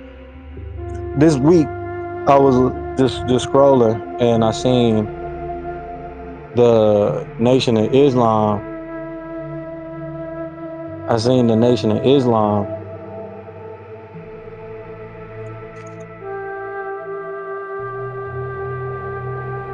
I seen the Nation of Islam doing a celebration for the new graduates of 2023, and just looking at how many brothers and sisters that came and were organized and structured,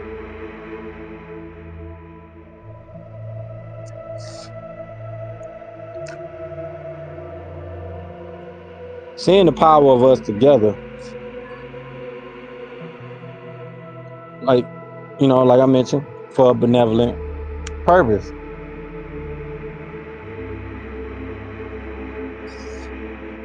That don't mean we have to give up the things that we've learned through modernization, right? There's definitely ways to adapt them. But when it comes to having that conversation that leads us to be more involved, which leads us to have real economic growth, right? All that buying power that we know that we as a people of all different backgrounds, groups, shades, ethnicities, we have, right? All the buying power that we have together as a people,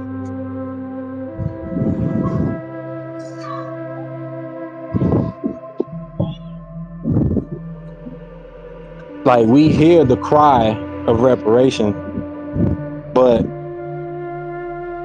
as a people, reparations and restitution come in, we don't have a plan all together for economic growth.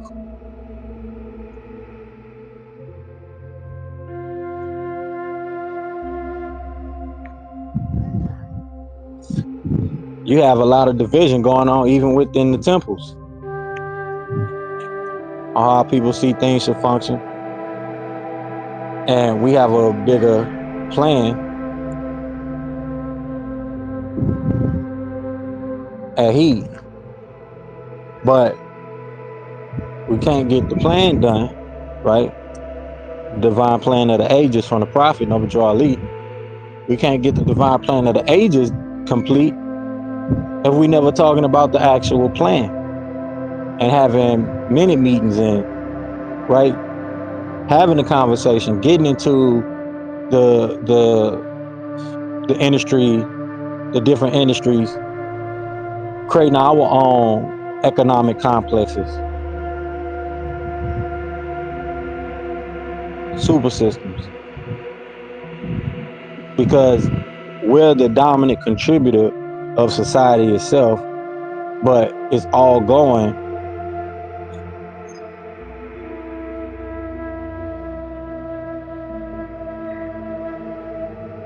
We know where it's going.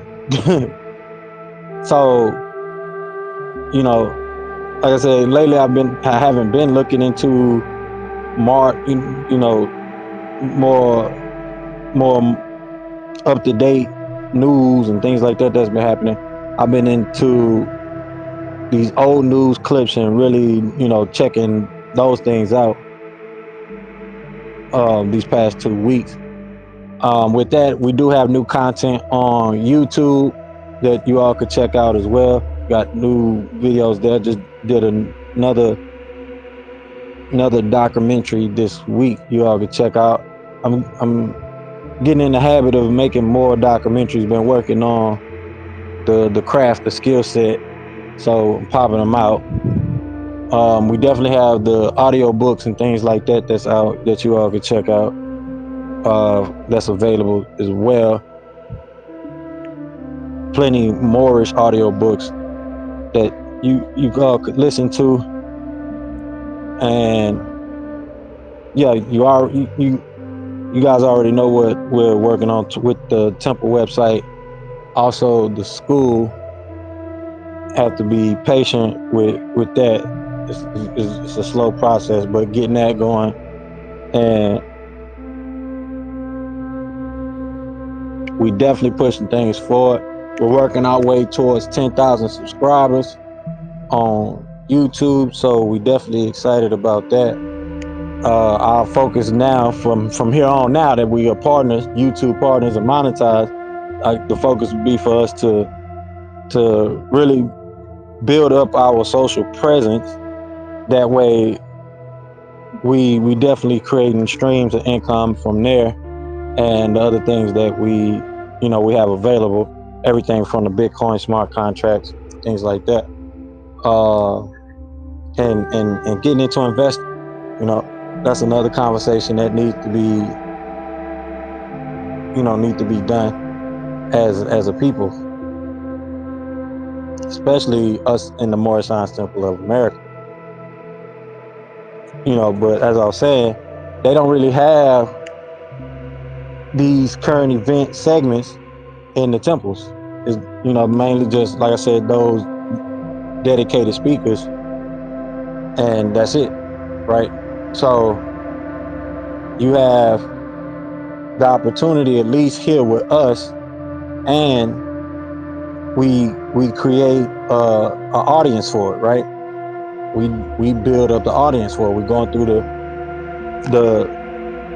the brick and mortar building of an audience,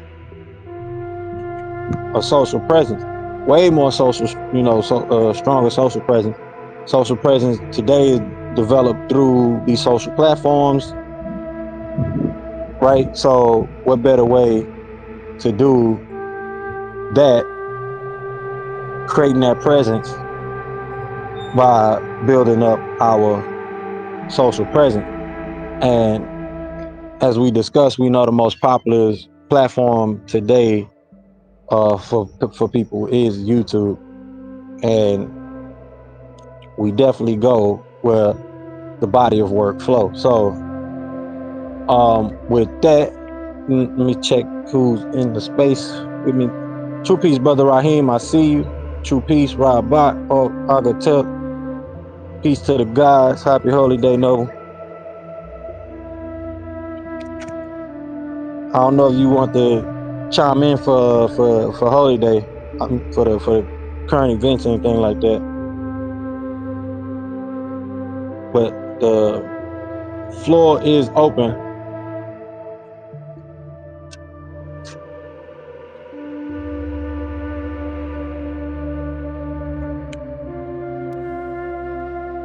Islam. So once we uh once we close out our current event segment, current news segment, we jump into our weekly readings of El's Holy Qur'an.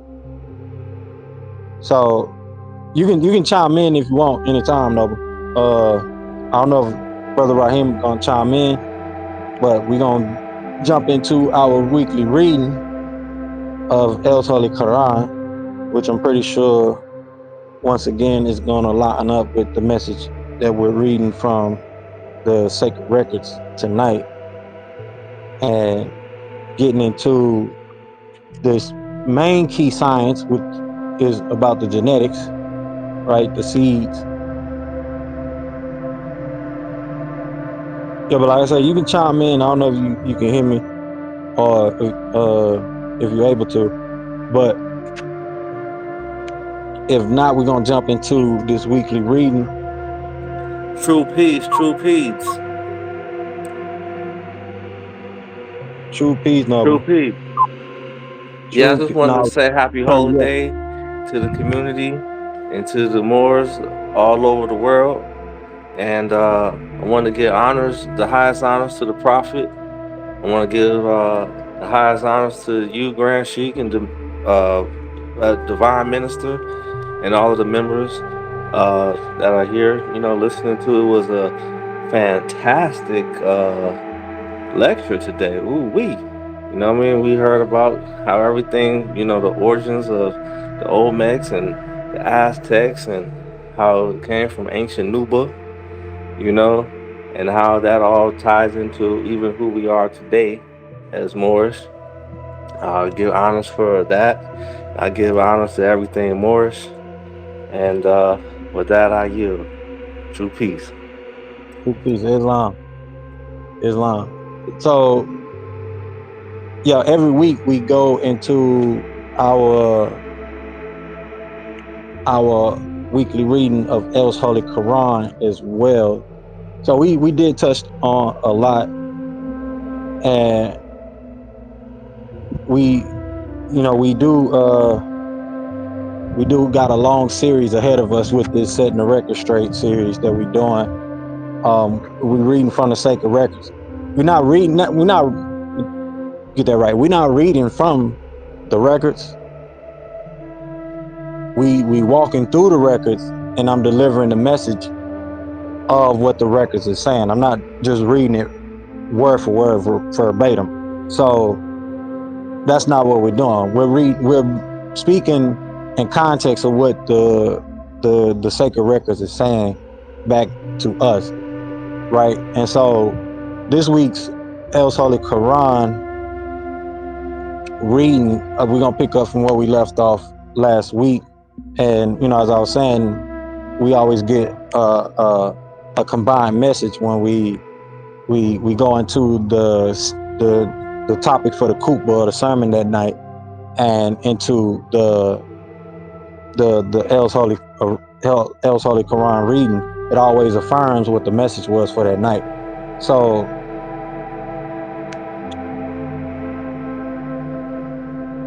before we get into the reading, I do want to let it be known, as I mentioned earlier, we do have the the space open here. We're gonna get way more active, especially as our community develops from the people that we're reaching from YouTube, right?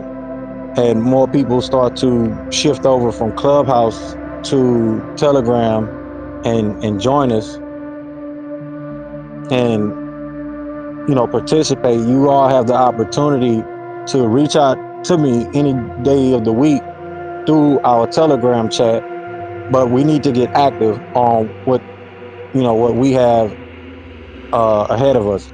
We have space and opportunity, and you all get a chance to reach out and participate in the 15-minute lectures that we're supposed to do before the the official sermon and Kupa, right? So I will go on last, and we do our 15-minute lectures every week.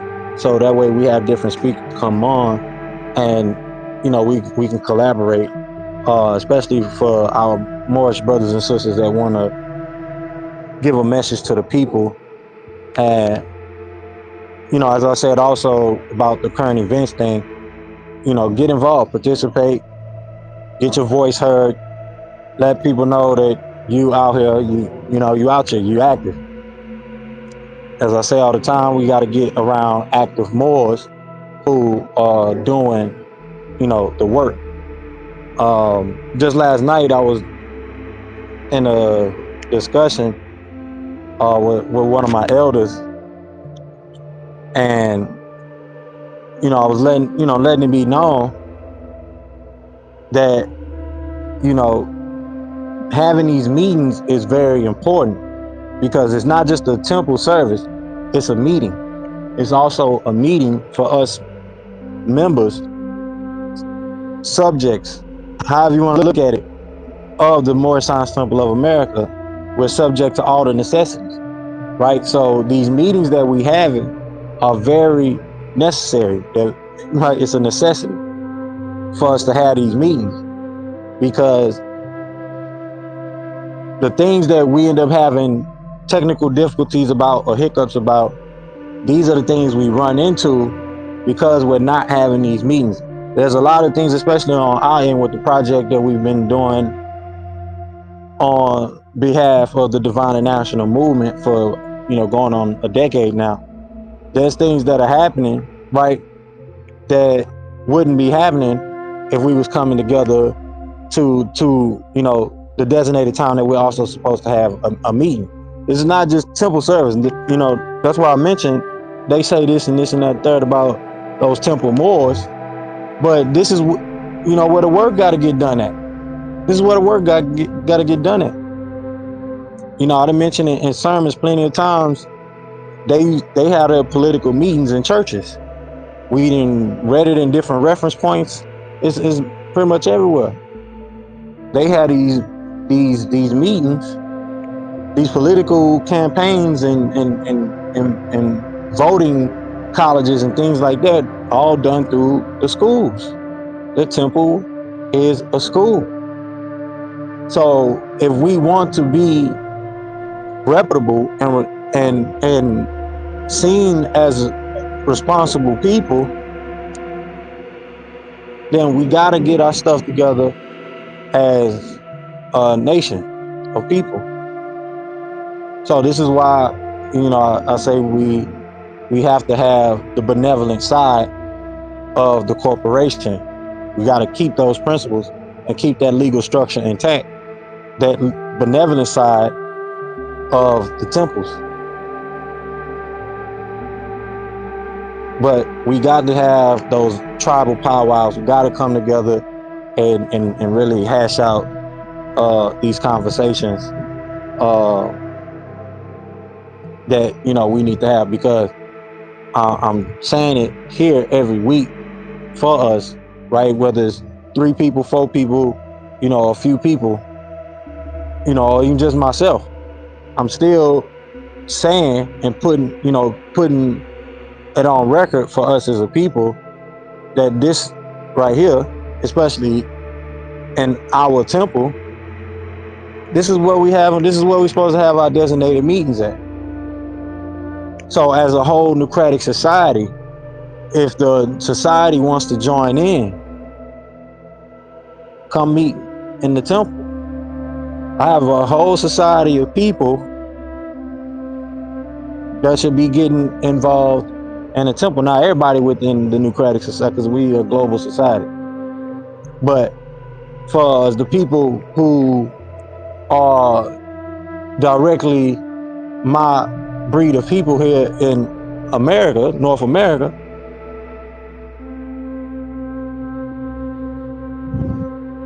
especially us Moorish people,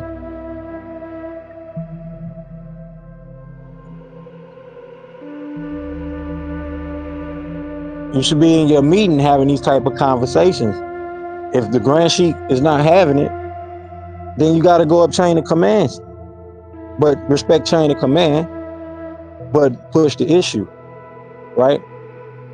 So for us, the issues that we have and we shouldn't be having, we need to address them during not just our temple service, but our temple meeting, right? Our temple meeting. That way, we are not out here working, trying to build an economy of sole proprietor, sole proprietor type thinkers. And I mean that in uh, a societal sense more so than economic sense. Our mindsets, working for yourself instead of the divine plan of the ages. In this sense, would be the trust, right? We have the plan, we have the trust, we got the plan. The plan need to be, implemented. We do that by coming together in these meetings and, you know, putting it on record. These are minute meetings right here, on public record. Same thing that the government does. They do some, but some of them meetings are closed, of course. But for the most part, right, they have those congressional panels and meetings. Boom. Ours has the blend of the church and the state. So that means we're supposed to have our meetings and talk to each other, not just one person, parakeet from the woo wham. that encourages participation from all the members. That encourages political participation. That encourages financial participation. And as I mentioned earlier, watching the celebration from the Nation of Islam, those are the those type of examples of unity that we need to express, not just see, but express also from the Moorish Science Temple of America, not just here in Branch Temple number 24, but all over. Of course, here in Branch Temple number 24 is on record, so you know the standard that we're set. We're working to set here. We would have meditation music in the background, right? Because that's the standard that we set here. That's the mood that we're setting here, a meditative move. So we can speak to each other, but in a tranquil sense, not yelling at each other, right? That was one of the things that watching the old news clips show me, that regardless if this newscaster, whoever, hated this person's guts, they still kept a super high level of cordialness and decorum. And seeing that is, for me, especially being younger, that being a key into not understanding what we were dealing with as a people. But at the same time, it still showed a level of emotional intelligence that we, especially with these apps that we have today, we're definitely not showing. We're definitely not seeing. And we have to take our accountability here in the Moorish Science Temple of America, because hey, there's no excuses. Especially like I talked about over these past couple of weeks. You got Mr. Beast, you got YouTube, you got these people doing that thing. You got brothers that are Moorish brothers and sisters that are already prominent on YouTube, but passing the buck, right, as it's economically called. We're not doing that. So that's one of the examples we want to set, especially here with the temple, and those who are spiritually disciplined and ready, and not just saying you all out your mouth, but it's gonna show. It's gonna show in the work that you do, right? And that is coming from what we do in these temples. So those that do get a chance to listen to what we're talking about tonight in the message, understand that, hey, the meetings that we all want to have and need to have, come here in the temple. We're doing business with people that we can meet in the heart, because being Moorish represents being noble, and nobility is not a physical thing, it's a spiritual thing, right? So with that, we're going to get into our weekly reading of El's Holy Quran. Pick up from where we left off last week, and then we can jump right into our mandatory literature and close out for tonight.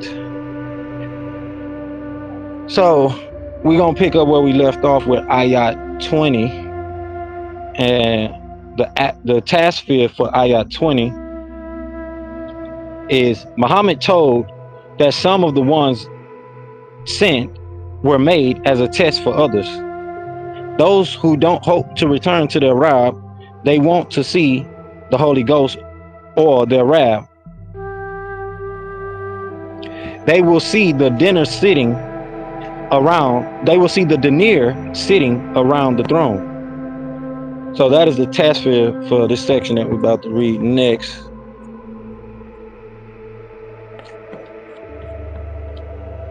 All right, so we're gonna kick it off with ayat 20, Surah 42, chapter 42, and it states, "And we not he Elohim Ananaki did not send from before you, Ahmad al-Musalim, the one sent, except if they were to eat food and walk in the markets, meaning they are physical. And we, Elohim Anunnaki, made some of you as a means of testing for others. Do not you all have patience? And your Rob, sustainer, or master, is a seer? And those who don't hope for the meeting, meaning the day of resurrection, say, why have all al Malika, the angelic messengers, Elohim Anunnaki, not sent down upon us the Holy Ghost or Etherians? Or why don't we see our Rob? Indeed, they are too big tested, crowding with pride, like the Satan or the reptilian, all about themselves, and they exceeded all bounds.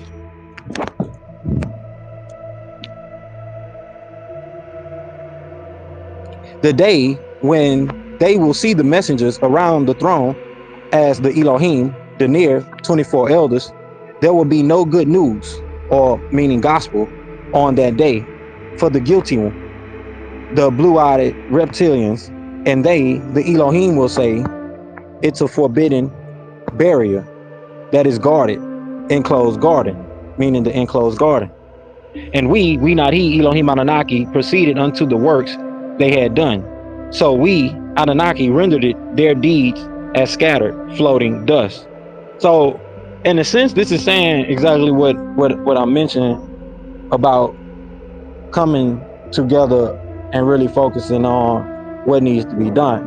And you do that by having these meetings.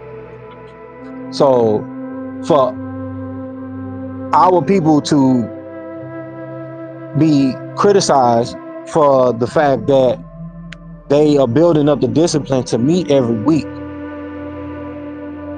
being religious or about something is the first way to success.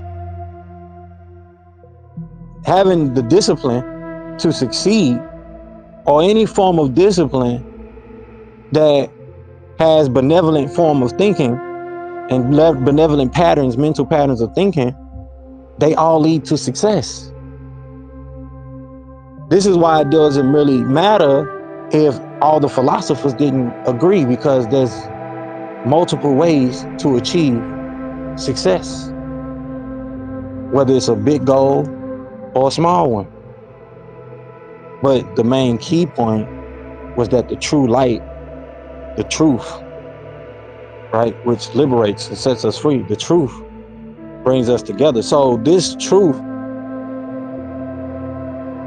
of what's being given to Muhammad and his people, regardless of the fact, right, even knowing that, Muhammad and them really took the teachings of ancient Judea, right, and started their own new thing, right, and, cherry pick what they wanted to pick out, right, we know this.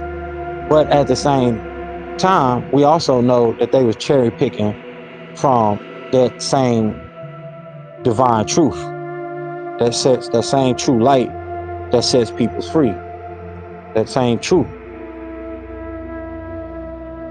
So essentially, the work that got to be done here, right, is still about that true light.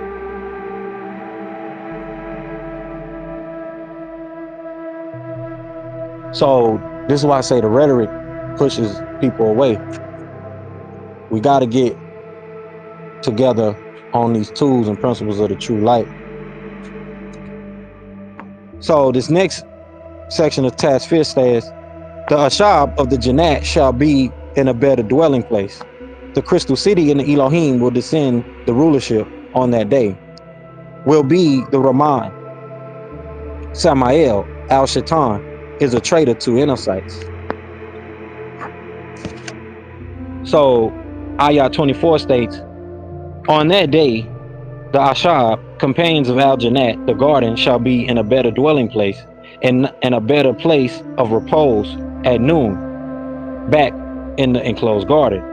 And on the day when the heavenly skies will crack, meaning the vortex opens, and the white clouds, which is symbolic for the 144,000, as as a cloud dressed in all white, which is also symbolic for Nibiru, and Al Malakat, the angelic messengers, Elohim Anunnaki, who sit around the seat, will be sent down, descending from, meaning descending from Crystal City or the Shams.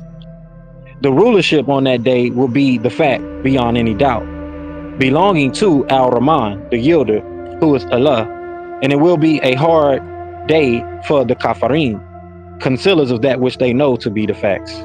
In the day when the unjust shall bite on his hand, saying, only if I had taken a path with the Rasul, the one sent. Oh, woe is me, if only I had not taken such a person as a friend. Indeed, he, the wicked, led me astray into error from the reminder, meaning the scriptures. Even after it, meaning the Quran, the Quran, had come unto me, Muhammad, and Satan, the reptilian, Shaitan, also called Samael, Nakash, Iblis, Halal, son of Shakar, and Melita, will only be a Kadhulun, traitor, for the Inosites. They will turn to the evil one's seed, but he will betray them. And the one sent, Ahmad, also known as Muhammad, said, oh my Rob, surely my kindred are taking this Quran as something to be forsaken. So right, this is exactly what I'm saying. Just a minute ago, with all this that already have happened, with far as the knowledge, right, the true light being shown, and they got a good portion of it, right? They still are not taking heed to the revelation that is being beamed down.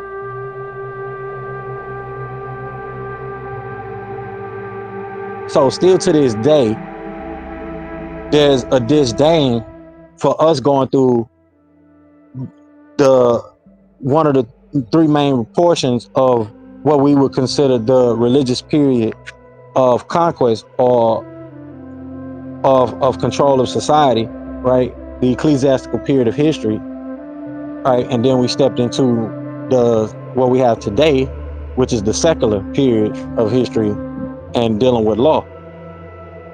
So during this time, right, we have people that, even worse today, who don't really understand the actual message that comes out of the Quran, right? You know, we know today every author is not perfect that write these books, especially with 1,001 ebooks floating out everywhere left and right today. You know that author is not super holy, walking around here super holy, holier than thou, right? So the point that's being looked into here is not the fact that Muhammad and them broke away and said we're gonna do our own thing, right? Some philosophers take that stance sometimes, right? We're gonna break away and do our own thing, but at the same time, this knowledge, if you really want to grasp it, and this mental understanding where it's coming from, where this wisdom is coming from these ancient cultures right here. So whether you want to pay attention to what's being said, I'm only repeating what's already been done and said. So they still look at the Quran and not take heed to it. So it states in the next section of Tasfir, and I think we're gonna end it right. Yeah, we're gonna end it right here.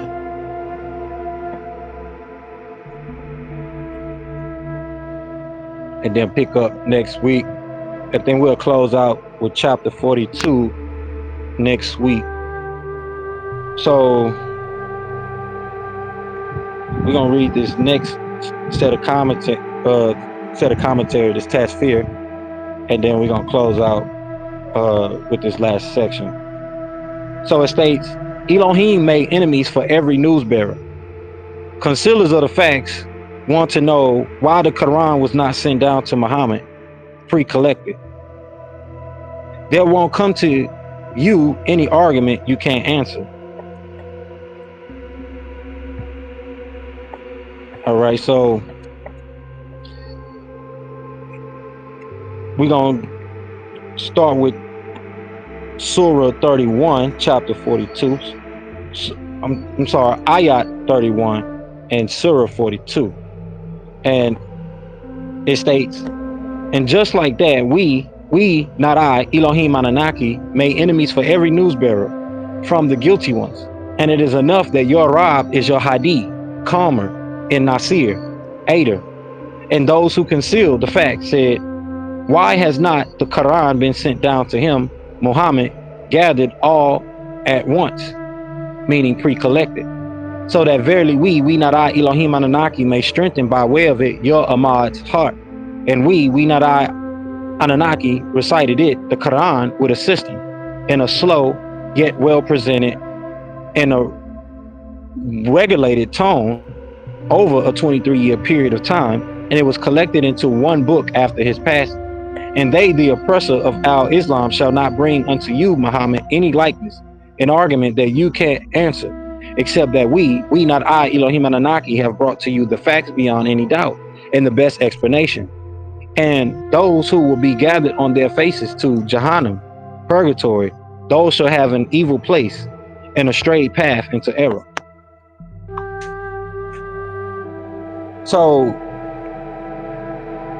what we're witnessing here is another reiteration of the questions that the prophet was being asked. I'm not sure if this has been repeated again about the Quran being collected again, but I'm pretty sure it's already presented that statement, or he was already presented that question again by Kafaruns early, by previous Kafaruns, right? Concealers of the truth. But most definitely, this is, what is sticking out, and showing his head again. But also the fact that we speak in a slow manner, in a mannerable, graceful tone. So, we can talk New York style, things like that, but we want to make sure that we're getting into the essence of this knowledge and the actual definitions. So as we go through the layers of the knowledge, you'll be able to keep up with the information that's being conveyed. But essentially, the message that is being discussed here is that we need to have this information, those that understand the knowledge of the true light, right, and the science of the science of the ancient ones, and understand the ancient narratives beyond the biblical mythologies and the mythologies that come from from false interpretations of it, right? Beyond these things, beyond biblical fictional characters, right? We have to see through all of that and understand that there's an underlying principle of knowledge that's being passed along from generation to generation, beyond the the guts, the glamour, the glory, the terrible things that happen in the Bible, and all of the scriptures,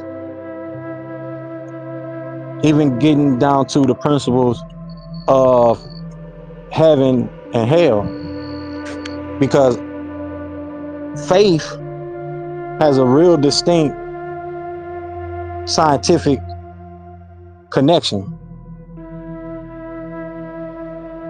And if you don't open up the door for parapsychological understanding, that you know that'll have a lot of people miss the boat.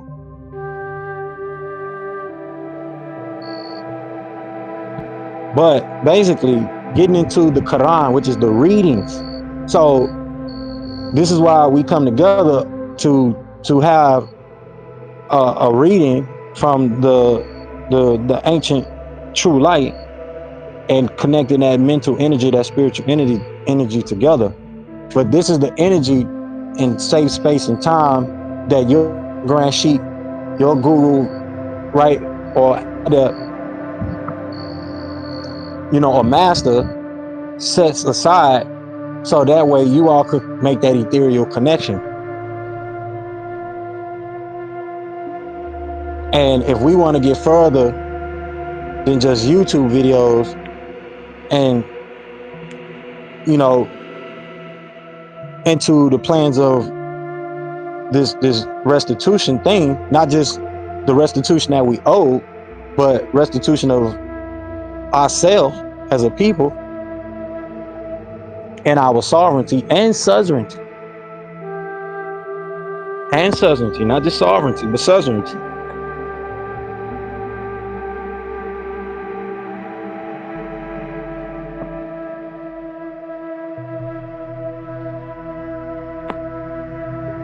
You're gonna have to open your eyes to that underlying gospel, right? That good news, that nebuah, the Nuwabu, as I've been referring to. The master, as much as hate and issues that's been put on the master teacher, Dr. Makazi York, the underlying thing that he was pointing to is still the fact. It's still a fact, regardless if they like that person or not. And this is what's gonna help us get the job done, get the work done that need to, be done.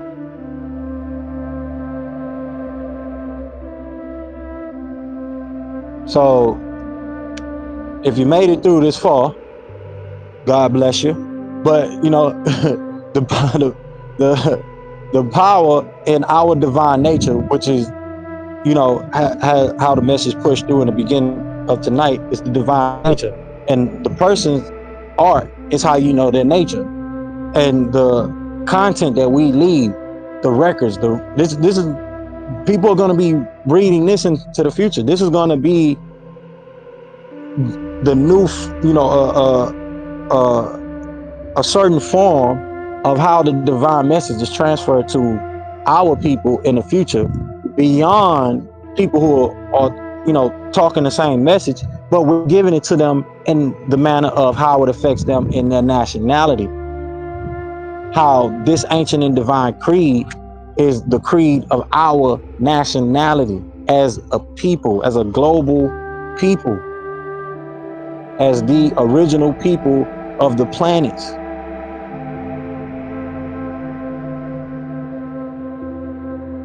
This is that mat or mayat. This is that order, that divine order of divine nature, right?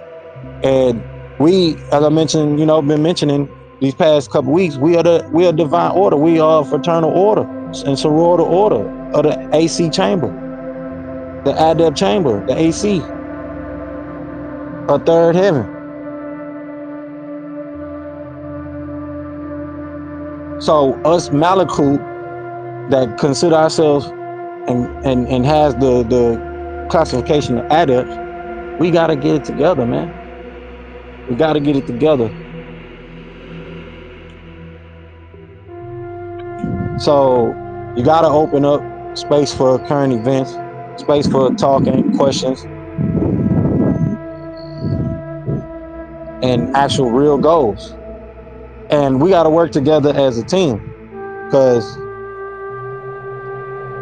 if everybody in the Moorish Science Temple of America has got a soul prop brain,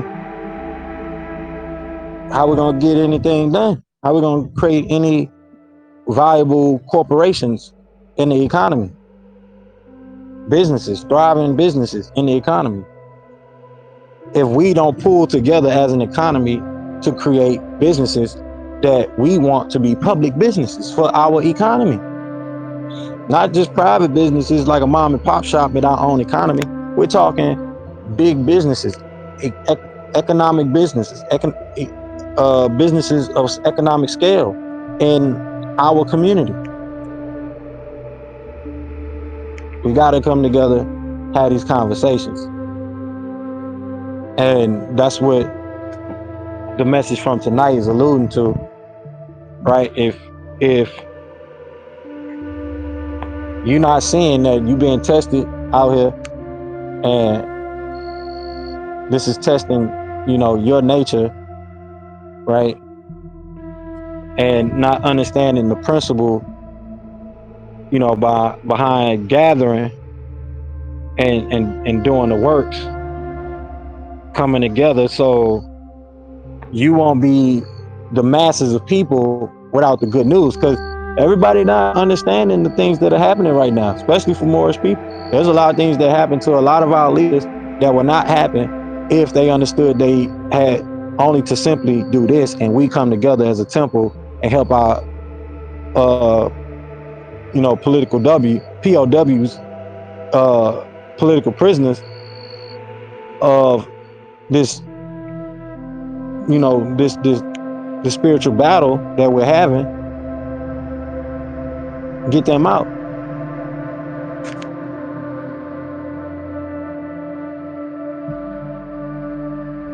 And beyond that, creating our own societies. Because this is the same message that was given to Muhammad. Stay away from the people who, peeping in the shadow streams of their mind, right? And you go off, get this knowledge over a period of 23 years, and you build a nation.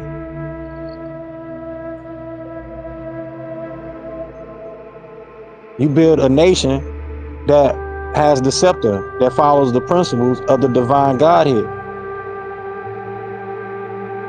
And we're going to be channeling the current up-to-date way of thinking and news through you. Because once they see the example that was set by what you done, you'll be able to come in and repeat that later on for future generations, i.e. Prophet Noble Drew Ali. And now, what we have leading on up to today, and whoever comes next after this, we know the times that we're in right now. So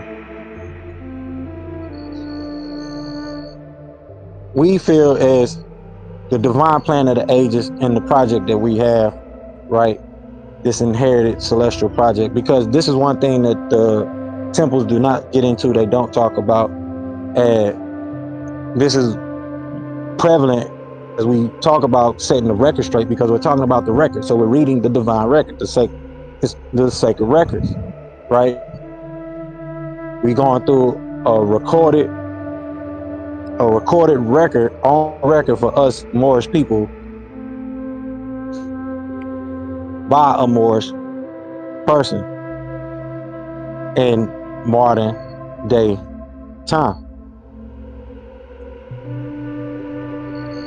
who has done the work, the legwork. So now it continues on for us to do the legwork. The master teacher aligned itself with the Moorish Science Temple of America. So therefore, there's a certain structure that the master teacher was putting in place, and understanding the tribal things that incorporate into this as well, right?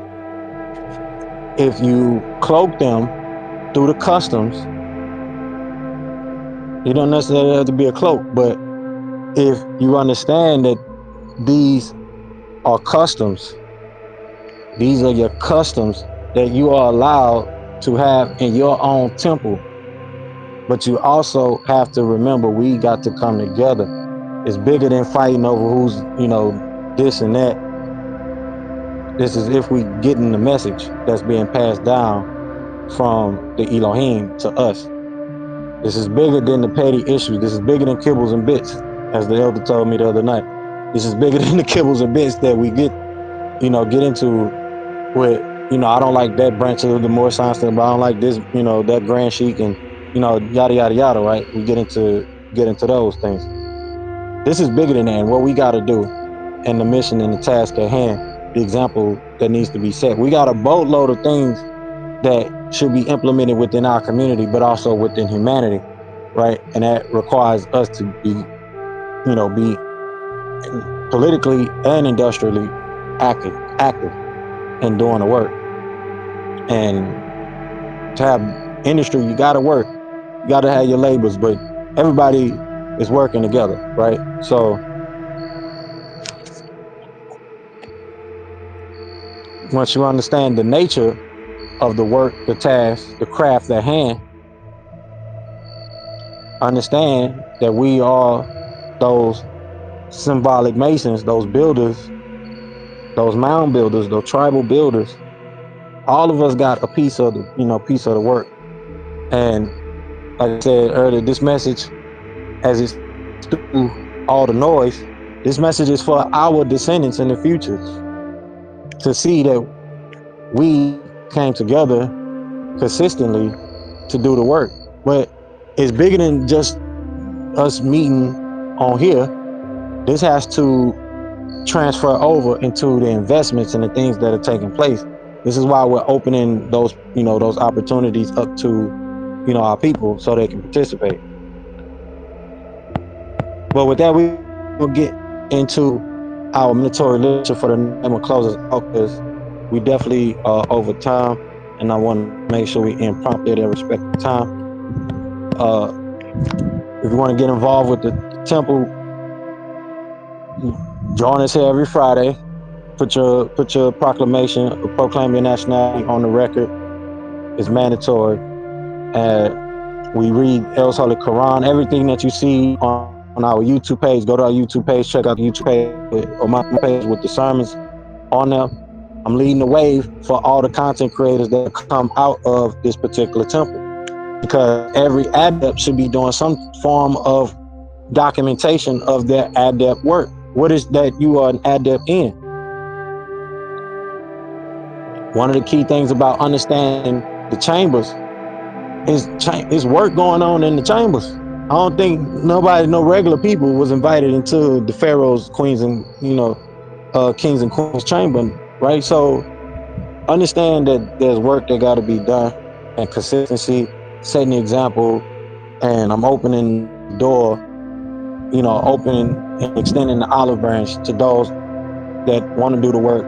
I'm here every week. I'm setting the example first, and you see the record of sermons that we done. We are on sermon 98 as we speak, and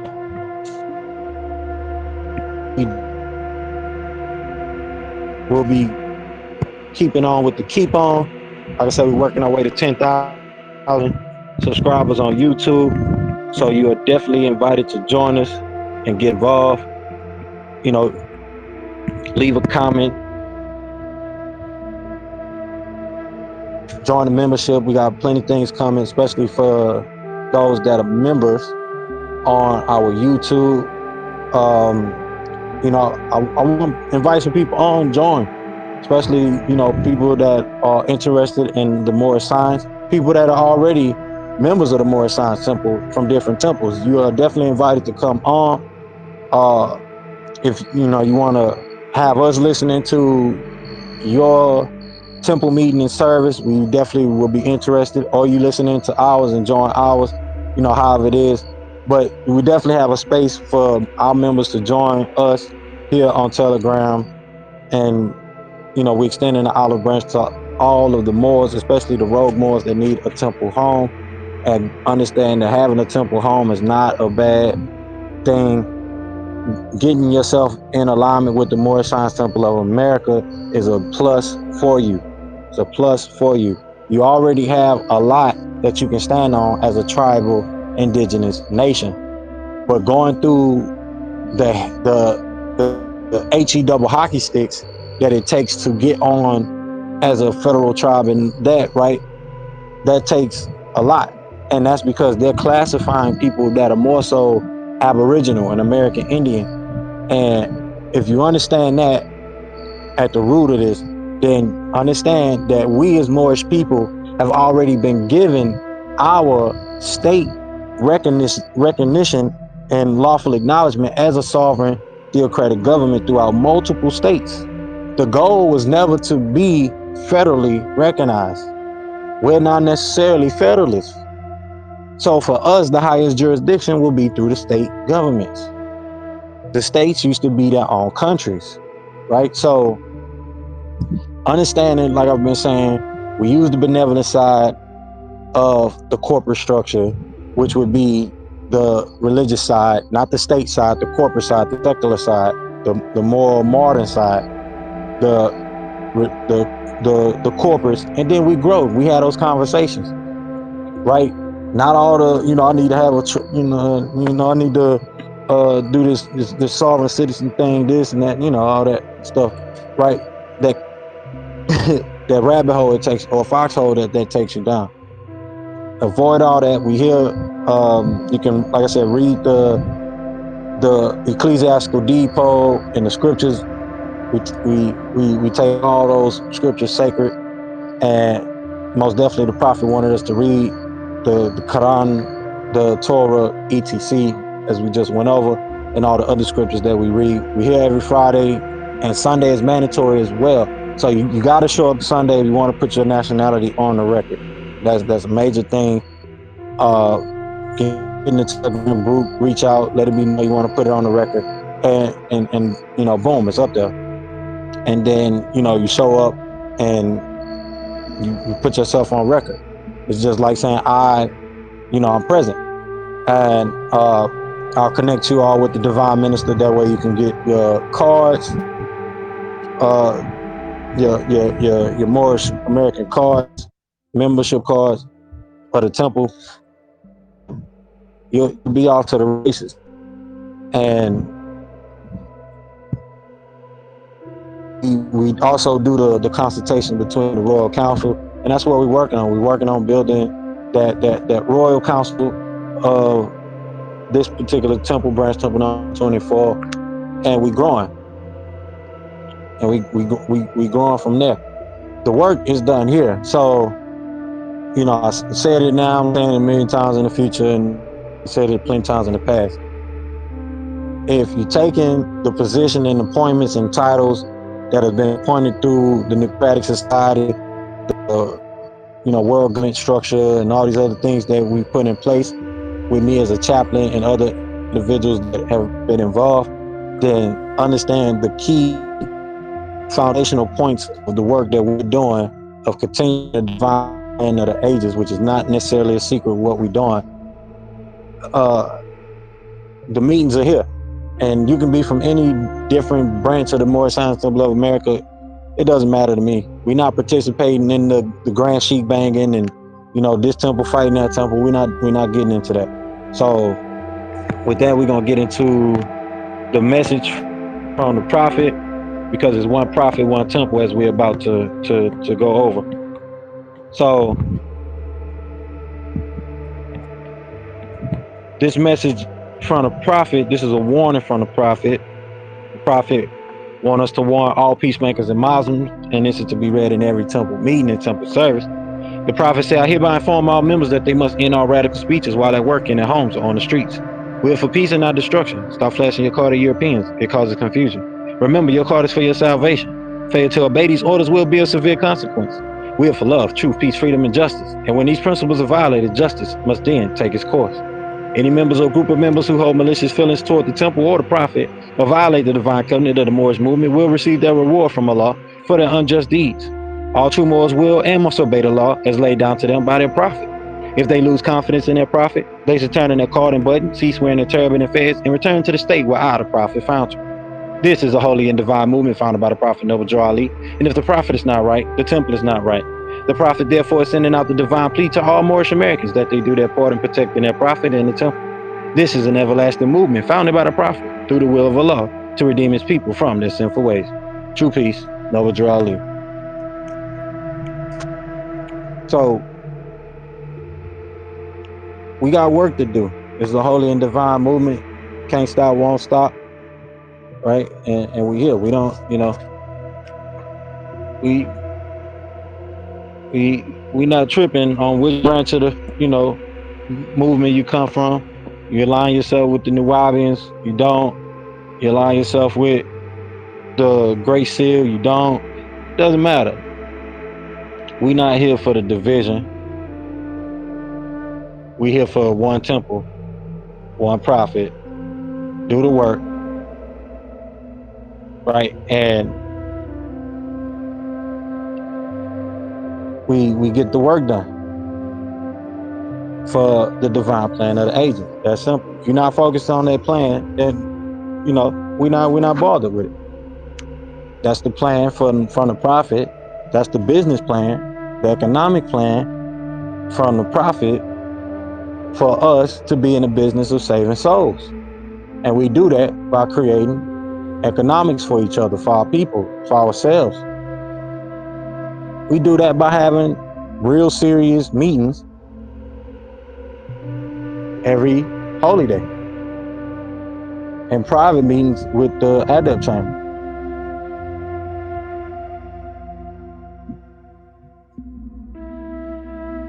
But we got to buckle down. Islam. So we're going to close out with this last message from the prophet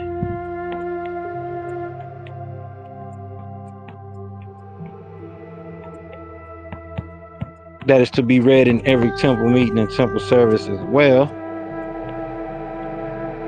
This is to be proclaimed. Islam. The prophet say, I'm glad to know that I have a few faithful Moors among you all, and I desire for them to know the truth and the divine truth. There's a host of jealousy about me and the movement now by the same people of our side of the nation that claim that I was only a joke and unreal. But now, since they have found out from the government officials and the nations of the earth that this is the only sole foundation that all Asiatics must depend upon for their earthly salvation as American citizens, they are working every scheme that they can so they can disqualify me.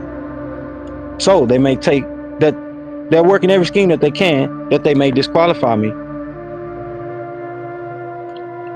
to disqualify me, so they may take charge of the situation. I have notified all these things to you long ago in the past. It is through the faithful Moors that have attributed to the movement and uplifting funds. The ones that paid their divine respect to me in the movement will be remembered. That's why I'm calling upon all faithful Moors to increase their faithfulness to me, your prophet, and your divine Moorish movement. I need finance and I need it badly. Never before have I needed finance so badly as I do at present, so I can shove aside the discord that is facing the nation. It all comes through jealousy because of my fame and nobility. The nations of the world will not recognize the movement without me, the prophet, being head.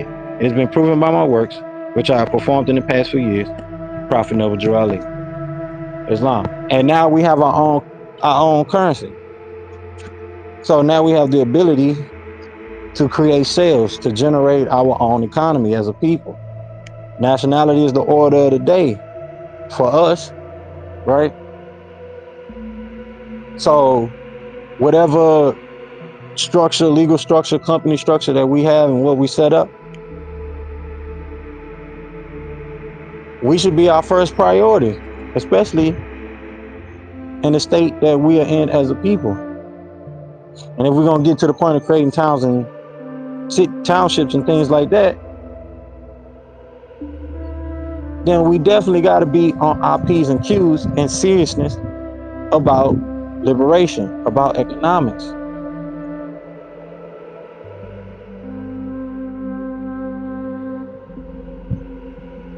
Like I've been saying, me and brother Muhammad, me and brother Raheem, we've been working on things that you all should get involved in. We got the family office.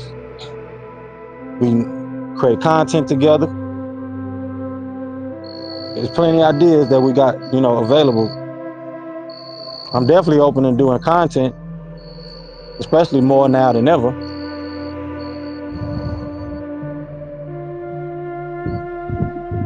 We got the sales opportunity open, as we've been mentioning.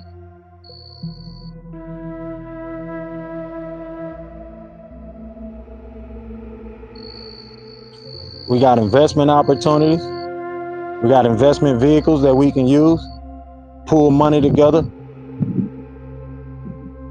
and put it into a vehicle and use that for investment. There's plenty of things that we can do. So this is why I said this is not just temple service. Got to reiterate that point. This is a temple meeting. And these meetings, especially on Sunday, is mandatory for us. It's mandatory for us. And we're working toward building a global school district, the true global trusteeship for the planet. But with that, we're going to close out with the Moorish prayer. All rise, facing the east, feet at 45-degree angle. We're going to close out for tonight. I don't know if y'all listening, I'm not looking at the screen. Anybody want to make any last contributions? If not, I'm going to close us out with the prayer. We're going to take it on home for this week. And I'll be putting the recording up on YouTube as quickly as possible. Sometime when we end at 9 o'clock, it really don't get up there till like 11. If we end early, for the most part, I'll be able to get it up there at like 9 o'clock or 10 o'clock. But let's get our last contributions, and then if not, we can jump right into the prayer and close it out for this week. But I hope you all enjoyed tonight's khutbah, tonight's sermon, the message that's coming through, setting the record straight. And we most definitely have to look into the things that are happening and happening in our communities, happening around us. Pay attention to the things that are definitely happening. A lot of these celebrities are getting, sexual related cases. A lot of exposures is happening, and we're watching it. We're watching the craziness of Babylon.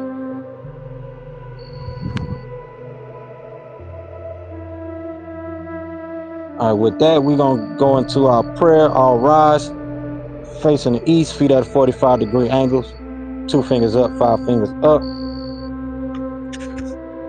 Allah, the Father of the universe, the Father of love, truth, peace, freedom, and justice. Allah is my protector, my guide, and my salvation by night and by day through his holy prophet, Drew Ali. Amen. With that, we're going to close out. I'll see y'all this Sunday or next week. The recording will be on YouTube. I'm going to get it up there as quickly as possible, y'all. And join us next week, 6 o'clock. We here every week for Holy Day.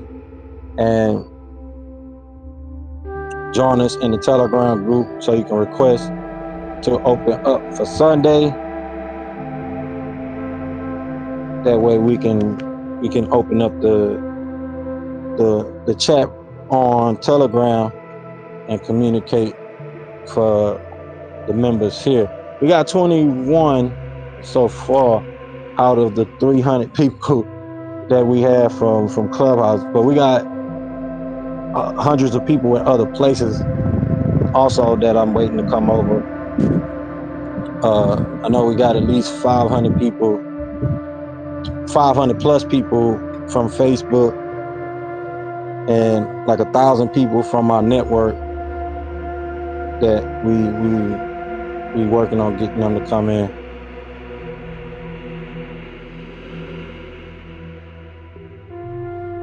But as I said, we definitely opening for these meetings. We definitely here every week. So if we have to meet for the society and things like that, we definitely would do it here. So with that, we're gonna close out for tonight. True peace. I want to give honors to the divine creator. I want to give honors to the prophet, Noble Ali. I want to give honors to those that came before the prophet. I want to give honors to those that came after the prophet. I want to give honors to those that were here in participation with me tonight. True peace. Islam, my brother Raheem. I want to give honors to those that'll be joining us as we continue on with the movement on give honors to all things Moorish, all things indigenous. And with that, y'all, we're gonna close it out for tonight. True peace. Wadu.